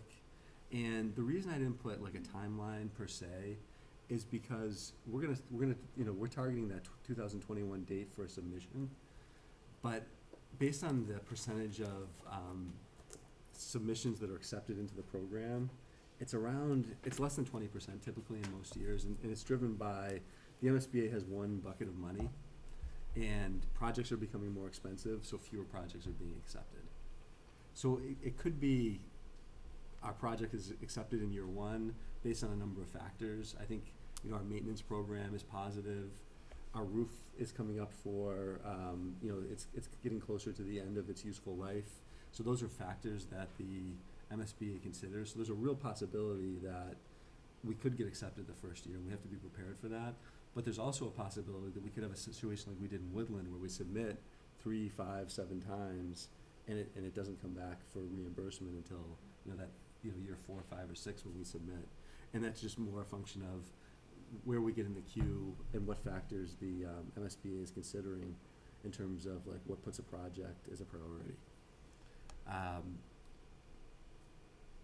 So one of the things I'm going to recommend as well is that this plan be revisited once construction begins on the first project, whether it's the high school renovation or rebuild, or it's the combined project, because I think there's going to be a lot of factors that we're not going to be able to predict that could be up to 10 years out, that I don't want to say like, you know, in 2021, we're gonna put an SOI in, it's gonna get accepted, and then we're gonna follow that process, because nobody in this room can guarantee that, nobody in the town of Milford can guarantee that.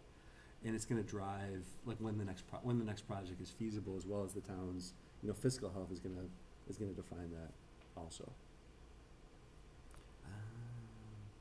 The last piece is, and then I'll open up for questions, is I just wanna, like, recognize a lot of people who helped putting this together.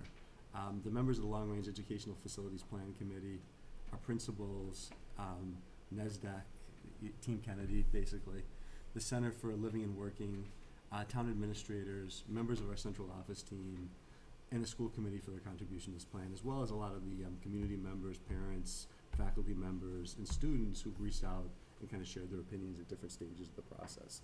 So it's, so kind of just to summarize, the first section is really like, almost like a pre-statement of interest, kind of gives you a sense of that, which kind of says, these are our programs, this is where we're going, and it's for each of the 6 school programs, including the preschool in the district, as well as special education, English learners, and social emotional learning. The second section really says, this is the condition of our buildings. This is kind of where we're at. These are the things that are kind of working in each of the buildings. These are some of the areas of concern. Some of those can be taken care of through a maintenance process. Some of them we'll have to wait to really do when we do a building project. And the third piece, which is actually, it's the briefest section, is these are our priorities, this is why, and this is kind of the planned order, with a planned submission date of the spring of 2021, which means it would be on the town meeting warrant, I believe, in the fall of 20. Or the spring of,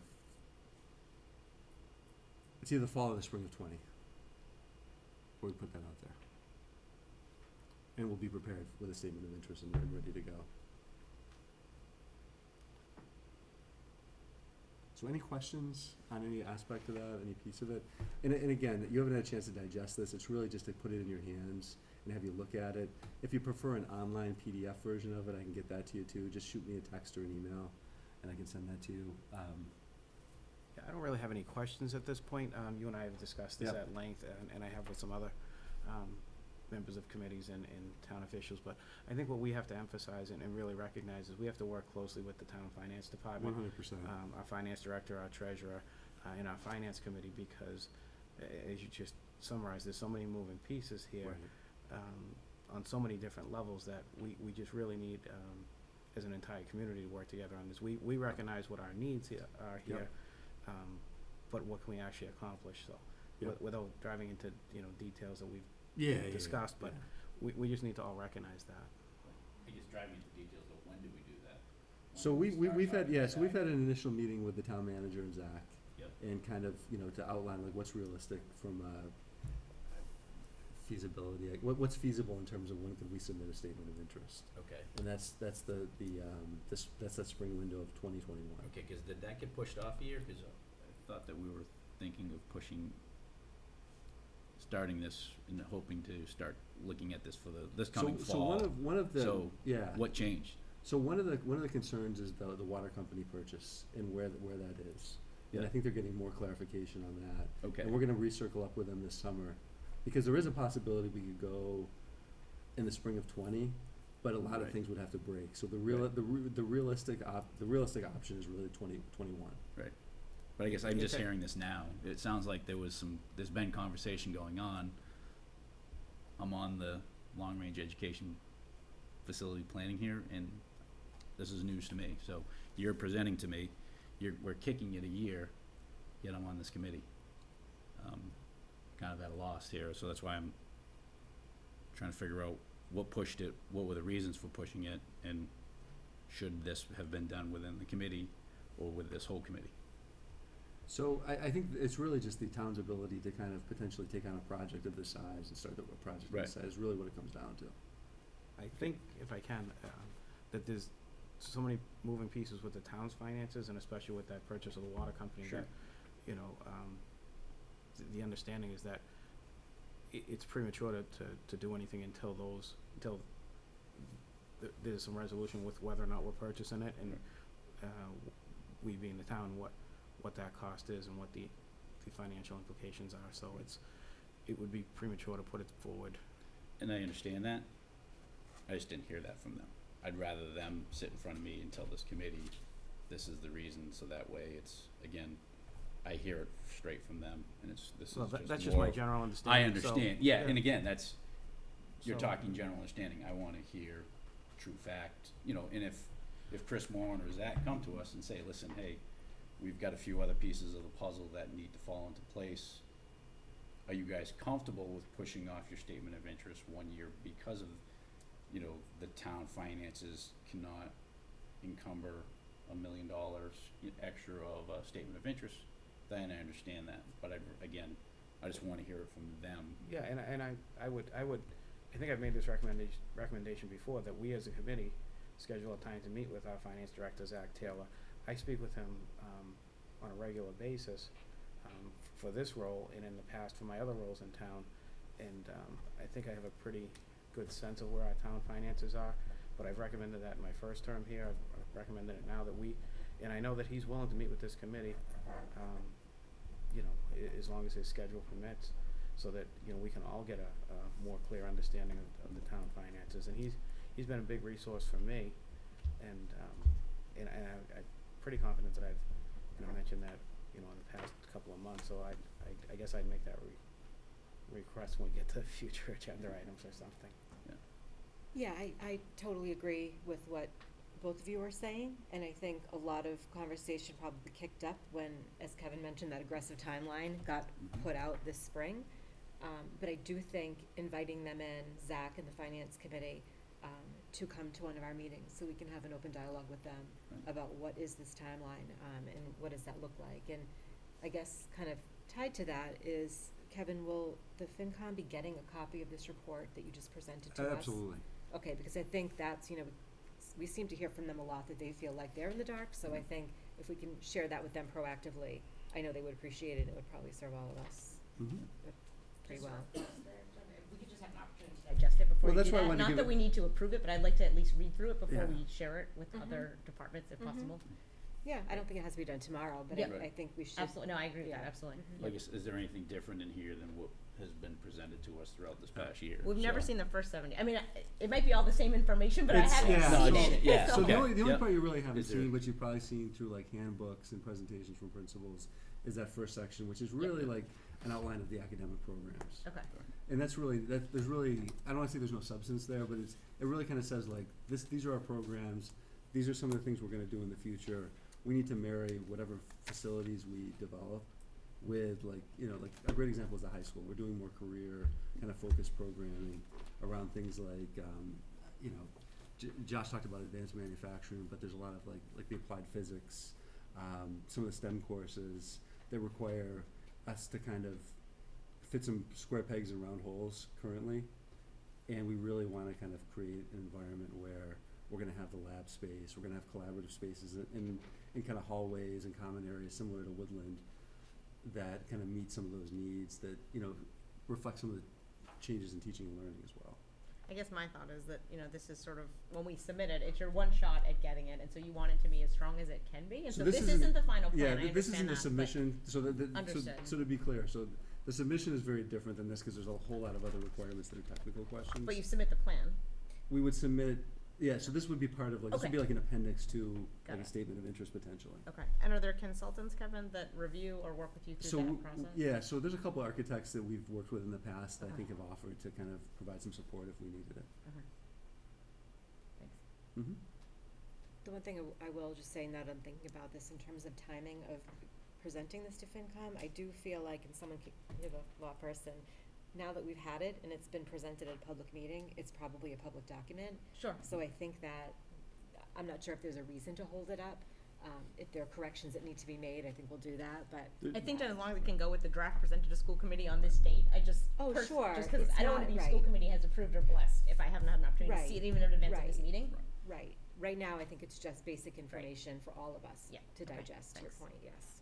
And there's no, like, surprise ending.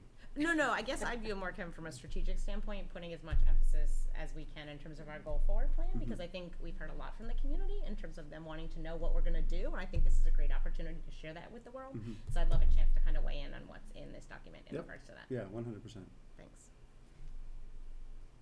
So with that, do we want to consider putting this topic on next month's agenda, or maybe Let me August see, agenda? let me see as availability kind of a- for, like Chris and Zach and that squad, maybe we can get them all in at one night.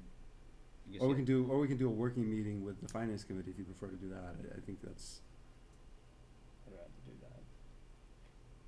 I think it would be nice to have as many FinCom members Right, I guess together generically, as what we are our could. next steps? Are our next steps meeting with FinCom, are our next steps, I guess, yeah, what are the next steps? Well, I guess that's what I was trying to get at, Right. is our next step, us having a follow-up discussion about this at a meeting just as the school committee, or is our next step, we take it, we read it and digest it, and we meet with, we invite other members to, to come to us. I don't think, Personally, I like the former, John, which includes a timeline from now until submission, in terms of all those other things that we're gonna do to get us to the point that we're ready to submit, so that we can talk about that as a group, and then decide who we're gonna connect with next, if that makes sense. yeah, and I've been thinking maybe by one of our next meetings, whether it's July or August, that will give people a chance to read it, digest it, and return to Kevin and Kathy with questions. That would be great. And then the next part could be, but we might have to act early to get them on the books. because, Yeah, we so could that's why I wanna maybe know get a if you date guys, together. I guess it's the Yeah. committee's, purview to do kind of more of a working meeting, where we just kind of bring people in, and not during a regular scheduled school committee meeting, and have just a conversation on this topic, or do you wanna use it as an agenda item at a regular school committee meeting? Personally, I prefer a working meeting. I think it'd be more productive, Exactly. personally, just to be able to Yeah. kinda go back and forth and. Definitely. I'm good with Okay, that. so I will try to Great. organize that and see if we can kind of Great. find dates where we can get like a quorum of both groups. Mhm. Great, thank you. Alright, next. Next is update on teacher and administrative searches. So we've hired 25 new teachers and have approximately 5 positions remaining to fill. And this accounts for not only new positions, but retirements and other just movement in the district. Some people like shift positions and things like that. We made an announcement to the community this week. Again, very pleased that our new Stacy Middle School principal is Tahan Ross. He'll be starting in Milford in July, and we're again thrilled to have him on board. I want to thank all of our teachers, administrators, community members, school committee members for participating in the process. I think we had more than 60 people kind of engage with the finalists and the semifinalists and do pre-screening. Again, Mr. Ross currently serves as an assistant principal for the Washington, D.C. Public Schools. He also worked as a dean, English teacher, and English department head in New York City, Atlanta, and D.C. He earned both a bachelor's degree and master's degree from UMass Amherst. The bachelor's was in English literature. The master's was focused on educational leadership and administration. He's a Springfield native and very excited to return to Massachusetts. And tremendous experience in diverse environments, and comes very highly recommended from administrators, central office personnel, teachers from Washington D.C. I spoke with an area superintendent who was gushing about him, which was great to hear. And those folks, I think they're kind of area superintendency is probably 4 or 5 times the size of my superintendency, so that says a lot. He's really hands-on, focused on student learning and growth, and he's going to be starting with us in early July. We're going to set up a schedule where he'll have some hours where he can meet, parents, students, community members, kind of do like a coffee or some kind of like reception. So people have questions and kind of get to meet him a little bit, who didn't have an opportunity initially. We're still in process for the assistant principal. You always hope that these things wrap up quicker than they do, but I'm hoping tomorrow, maybe next week.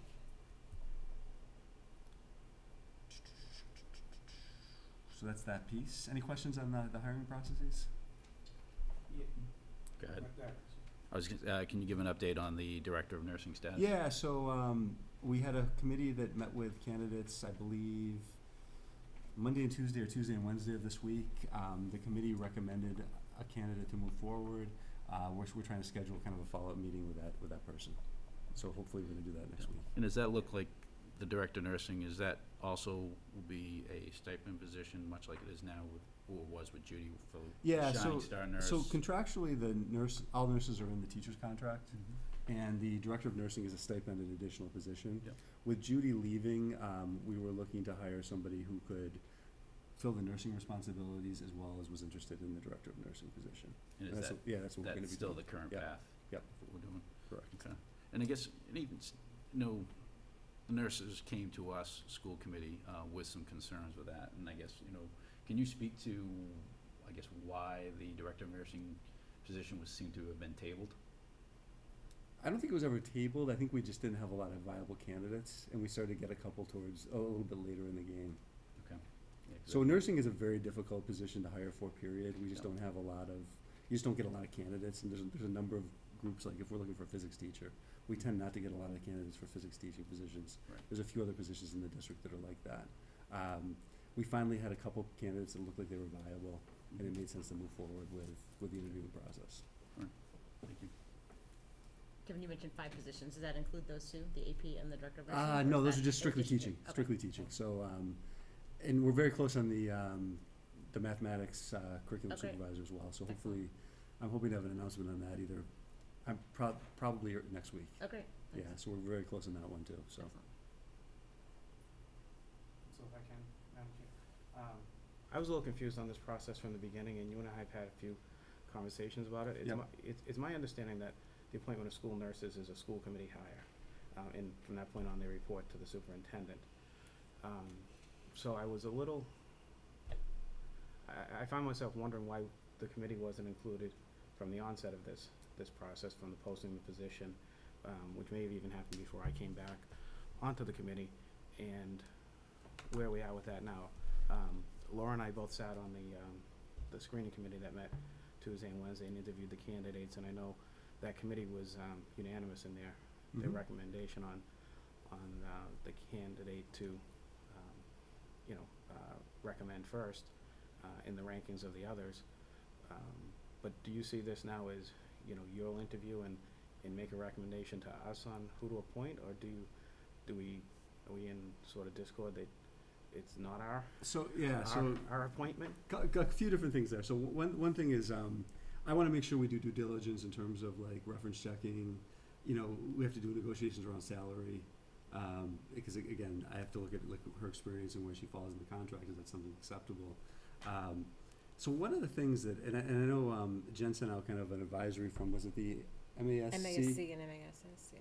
So one of the things that happened during the 1993 Education Reform Act is they put kind of the hiring back into like the building base with the superintendent kind of appointing. The two positions they left out, which was an oversight, and this was acknowledged both by the MASs and the MASC, were the school physician and school nurses. And as a practice, we've hired nurses and haven't included the school committee, and it was just kind of an oversight because I wasn't even aware that this was, like, these were exceptions to the general hiring practices. And so I think the recommendations were that typically, and I don't have it in front of me right now, but typically that what the MASs and MASC kind of recommends is that they follow the process, like districts follow the process like they would in any other one, and the school committee just kind of appoints the person. Yeah, and that would be my personal expectation, that you'd vet them, and it could be sort of just a formality that the school Yep. committee gives the approval to hire, because of course once they're hired, they report to you, and to be frank, the superintendent has dismissal powers or firing powers. So I'm looking for this, and I always have been, for this to be a collaborative effort. I just want to make sure that we follow the right process. I have this sort of Bible that is a guide to your role as a school committee member, which is written by an attorney that's been a long time member of the education regime. That's not the word I'm looking for, but and I've shared it in the past, and again in my prior terms here, and I'll be glad to share it. I got permission from the author to share it. It spells out the duties and powers of the school committee with all the Mass General Law references on why that's your power, and it also has some guidance on effective collaboration, so to speak. So I just want to make sure that we're doing the right process. Yeah, 100%. And this was a kind of a curveball from my perspective because I wasn't aware. And in full disclosure of the fact that school nurses and town physicians, and we've had the same town physician for a very long time, so we haven't gone through that process. We have gone through a couple nurse processes where we frankly haven't followed the engagement with the school committee because they're part of the teacher's contract. And we just kind of followed that process. So this was a kind of a learning experience for me, and I think it's something that as we go forward, we'll have to kind of make that adjustment. The other piece, and to kind of get back to Chris's question about the director of nursing, which makes it kind of a unique position compared to like when you think about curriculum team leaders, for example. Like typically, if we're hiring an English teacher, we tend not to hire that person as an English teacher and a curriculum team leader. It's a stipended position that teachers apply for separately. Theoretically, the director of nursing is in that same situation, but it's kind of different because it's a stipended position. But with Judy leaving, which we haven't had a director of nursing leave, how long has Judy been in the position? She told me 26 years. 26 something years, like that, yeah. So we really haven't kind of engaged in this kind of process, and it's a tricky process because technically the nurse is strictly a member of the teachers union, and we kind of follow that process. And the stipended position would be a separate process. But because the nursing position is a unique situation, we kind of, it was a little trickier. Yeah, it seems like it's almost need-based, that we don't have anyone in-house that seems to be interested in Correct. taking over that role, so Correct. we need to fill Absolutely. both somehow. Which generally, like with the CTL position or other leadership positions, like if you talk about like coaching positions or some of the other stipended positions, we tend not to stack like a stipended position with like a teaching offer.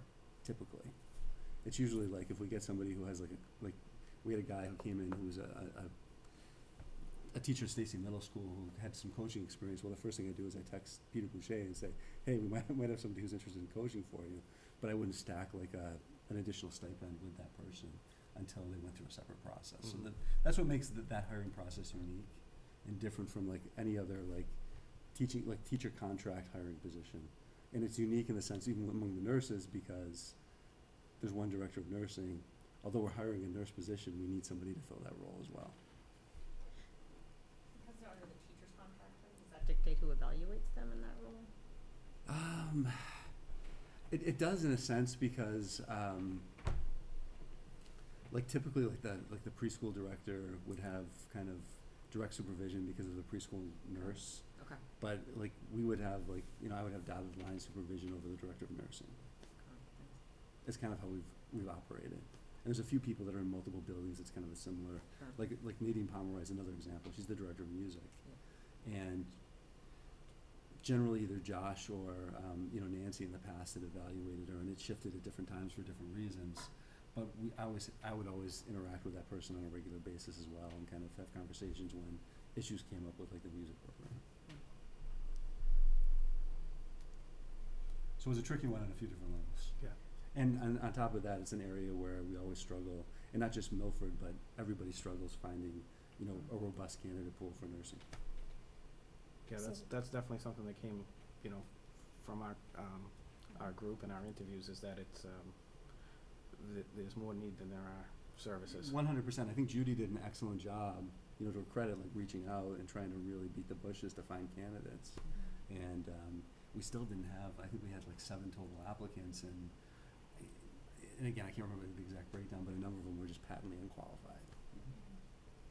Yeah, so I will add, after I knew there were some questions about this, and I'll be perfectly honest and say as a school principal, I've hired nurses and never once gave a second thought to consulting with the superintendent or the school committee. And so I think that this is probably a pretty typical process and oversight, because it is an oversight in the law, and like Kevin mentioned, in 1993 when reform came in, and it hasn't been addressed, but you're right, John, is still in there as the law written that way. So when I reached out to Dorothy as someone who is one of our experts and one of our go-tos as school committee members, and she explained that to me and shared what appears to, I'm sure, all of us to be a very old document, but that still seems to be, I was very surprised when she said, oh, I'll send you the advisory. I was surprised to read that it was from 1995 or whenever it was from. So I don't know if it would make sense, because the other thing that I'm sure that none of us want to do is hold up the process of hiring. So if we want to have Kevin, if we want to, quote, approve this position and this hire, I don't think we want to get in the way of making that. So I don't know if the committee would have a comfort level with somebody making a motion to turn over the rest of this process to the superintendent to have him, to turn over reference checks and making the actual offer of the position. And that way, we know we've had this conversation, and I think all of our eyes are open. Hopefully, we won't be hiring another one anytime soon, but we might be. You never and know. And we could have more clarity at the beginning, at least, of that process, if and when that happens.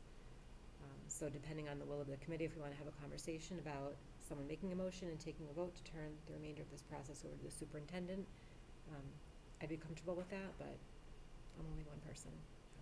I'm also comfortable with that. I mean, I feel like, the superintendent, he's the administrator that we can act to, hire directors, whether it's principals and helping out with the assistant principals, things of that nature. So certainly this is one of those situations when it is a director position, so it certainly seems like it would fall into the supervision level of our superintendent. So I'm also comfortable with that.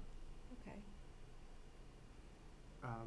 Yeah, I'm comfortable with that whole thought process. I guess I would make a motion to allow the superintendent to, extend the employment offers, the employment offer to the candidate that he sees fit, and as a school committee, we'll just formalize it with an approval at our next meeting, if the rest of the committee thinks that's appropriate, because I don't know that it's. I'm open to discussion on that. Maybe we don't have to approve it at the next meeting. Right, and a quick discussion on that. The way that it's currently stated, is that law, or could, if we revise our policy, we could change that too, I guess? It's law and it's law. interpretation of the law, so Okay. I don't think we can So do even much if about it. we changed our policy to give that hiring power, it cannot supersede the law. That's true. Yep. Other comments or So- discussion? Okay, Is that motion- can I revise my motion? I would make the motion to allow the superintendent to extend the employment offer to whoever he sees fit to be the director of nursing. And for discussion, I would say if there's any reason for us to formally approve it, we'll do so at a future meeting, but I don't see the need for that now. So That I think was- what I'm that hearing was you say is discussion. you're making a motion that we're turning the process over to the superintendent. Yes. And that he will inform us of the acceptance of an offer in a timely manner? Or Sure. would that- Absolutely. Yeah. I'm comfortable Okay. seconding that. Okay, so we have a motion by John, a second by Chris. All in favor? Is your hand up, John? It was. Oh, okay. I just flashed. I didn't back. quite see it. Yeah, it was. It was All your right, motion, thank man. Isn't that an automatic? Stranger things have happened, I don't know. All right, the last piece, and this is something that I'm asking the committee to kind of sign off on tonight, is in the Milford Teachers Association already has, is we have a partnership with LaSalle College, and for the first time, I believe in Milford High School history, we're going to be offering early college courses taught during the day by our teachers. And I see a lot of potential in this partnership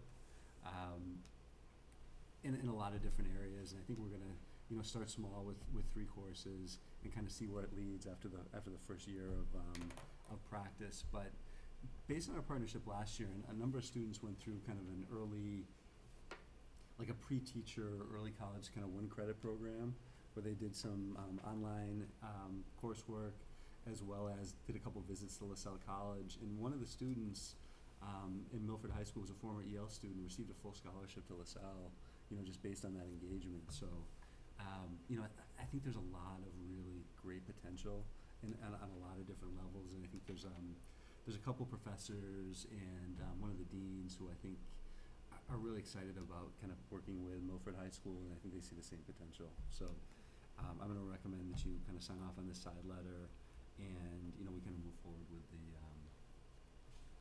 with the program. Is that something we need to take a vote on, Kevin? I think or- if you sign it, that kind of indicates it. I think you can take a vote if you'd like, just as a formal Okay. vote, and then if people would sign off on it. Okay. That would get rid of the unknown from my perspective. Okay. So we just need a Meg? motion. Yeah, a motion. Okay, so motion by Meg, Yeah. second by Laura, all in favor? Okay, Thank you. perfect. And that's all I have for tonight. All right, thank you, that was a lot. I guess I will say one final word, again, I just wanted to compliment the process for the Stacy principal, the assistant principal. I just don't know of another district where we have such a thorough and inclusive process, and, you know, I think we all are anticipating the best with the outcome. So, thank you and It's the always- team and all your administration for all the work with And, that. and I love the feedback from everybody, and I think the committee's been great, you know, from my perspective of wanting to jump in and Mhm. participate in these, and I think it's just, I think the more different lenses we look at folks from, I think we get just a clearer picture, because we see like, you know, especially with like the principal interviews, we have two different groups, and sometimes like, the groups are like, I can't believe you ranked this person ahead of this person, but it also shows you that like, I could, you know, if I have 4 at-bats, I might get 1 hit and strike out 3 times. And so we want to see people a number of different times in a number of different settings and kind of do due diligence on a lot of different levels. But I appreciate everybody's participation. Thank you. We had more parent interest than what we could, you know, sustain in the early rounds, so I appreciate that too. And, you know, there'll be other searches in the future. It's great. I know, John and Laura, you participated in the nurse interviews, and I think you, Jim, did the principal, and it's a huge commitment of time. So thank you all for that. All right, Mrs. Perry. Yes, for the committee's approval this evening, I have a warrant total in the amount of $739,196.67. Do we have a motion to approve? Motion by Laura, second by Meg, all in favor? Great. The committee also has a June budget update, and as you can see, it showed that we had $75,000 for the remaining month of June, of which, as I've already reported, we had a last-minute tuition placement that came with a cost in FY19, which is not showing in that number. We'll bring that next month. In addition to that, there were additional special ed services. We did finish the year solvent, but it was very close. And unfortunately, I think next year we'll have to watch the out-of-district as strictly as we did this year, as the trend is just continuing. I have also a list of the latest appointments and hires. No vote is required, as we just discussed. And we do have a out-of-state travel request from Dr. Masterson, who is the director of Shining Star. She would like to attend the National Association for the Education of Young Children annual conference. That is in Nashville, Tennessee, and it is from November 20th to the 23rd. It does require a vote for travel. And she's participated in this the last couple of years as kind of a national conference for, you know, preschool directors. Very worthwhile. Do we have a motion? Motion by Jim, second by Chris, all in favor? Okay, that's unanimous. Meg, did you want to give a brief update on the, sure. So just for everyone's benefit, we did hold our second round of office hours, so I don't know if Chris or Jim want to speak to those, but I think overall feedback was very positive, and we had a number of attendees, so I think it's something we'll look to do again in the fall. So just want to thank you both for taking the time, if you want to comment on that. Thank you, yeah. We did have a few attendees with a few different topic matters that came forth, so it was good to see the community involvement. They were there promptly waiting for us to arrive, which was great. Standing room only? And so At one point. At one point. So no, it was good. I think that the more that we do this, the more traction we'll get and the more involvement that, and I think it just allows for that venue off camera for people to bring their thoughts and ideas to this committee. So certainly it was, I think it was a lot of benefit to it. Yeah, very much so. Great. Thank you both for your time with that. I think when Josh was speaking, he was talking about, the safety and the police involvement, and it made me just think about Milford as a community, and to me, this is just our opportunity to hopefully be more accessible to the community, so I just wanted to thank you guys for offering that time. And then the other item would just be looking forward at next year, so to stop and take an assessment of the goals that we've established and kind of assess where we are, and then think about goals for next year. So if with the chairwoman's approval, I will work with Melissa to schedule some time for us to have that kind of second round of the working session, because I thought that was really productive this past winter, and we can do that and roll forward for next year. Perfect. Thanks. All right. Does anyone have any future agenda items? Other than, I think we've named I've got a the- few yeah, A few there. already. Okay. So there are plenty of things on the rolling calendar that will naturally get put on future agenda items over time anyway. 100%, yep. And is our first summer meeting July 18th? Is that, I think, actually, I remember when I watched the last meeting, that was the question, and I'm pretty sure that's what I can saw on check my that if you calendar.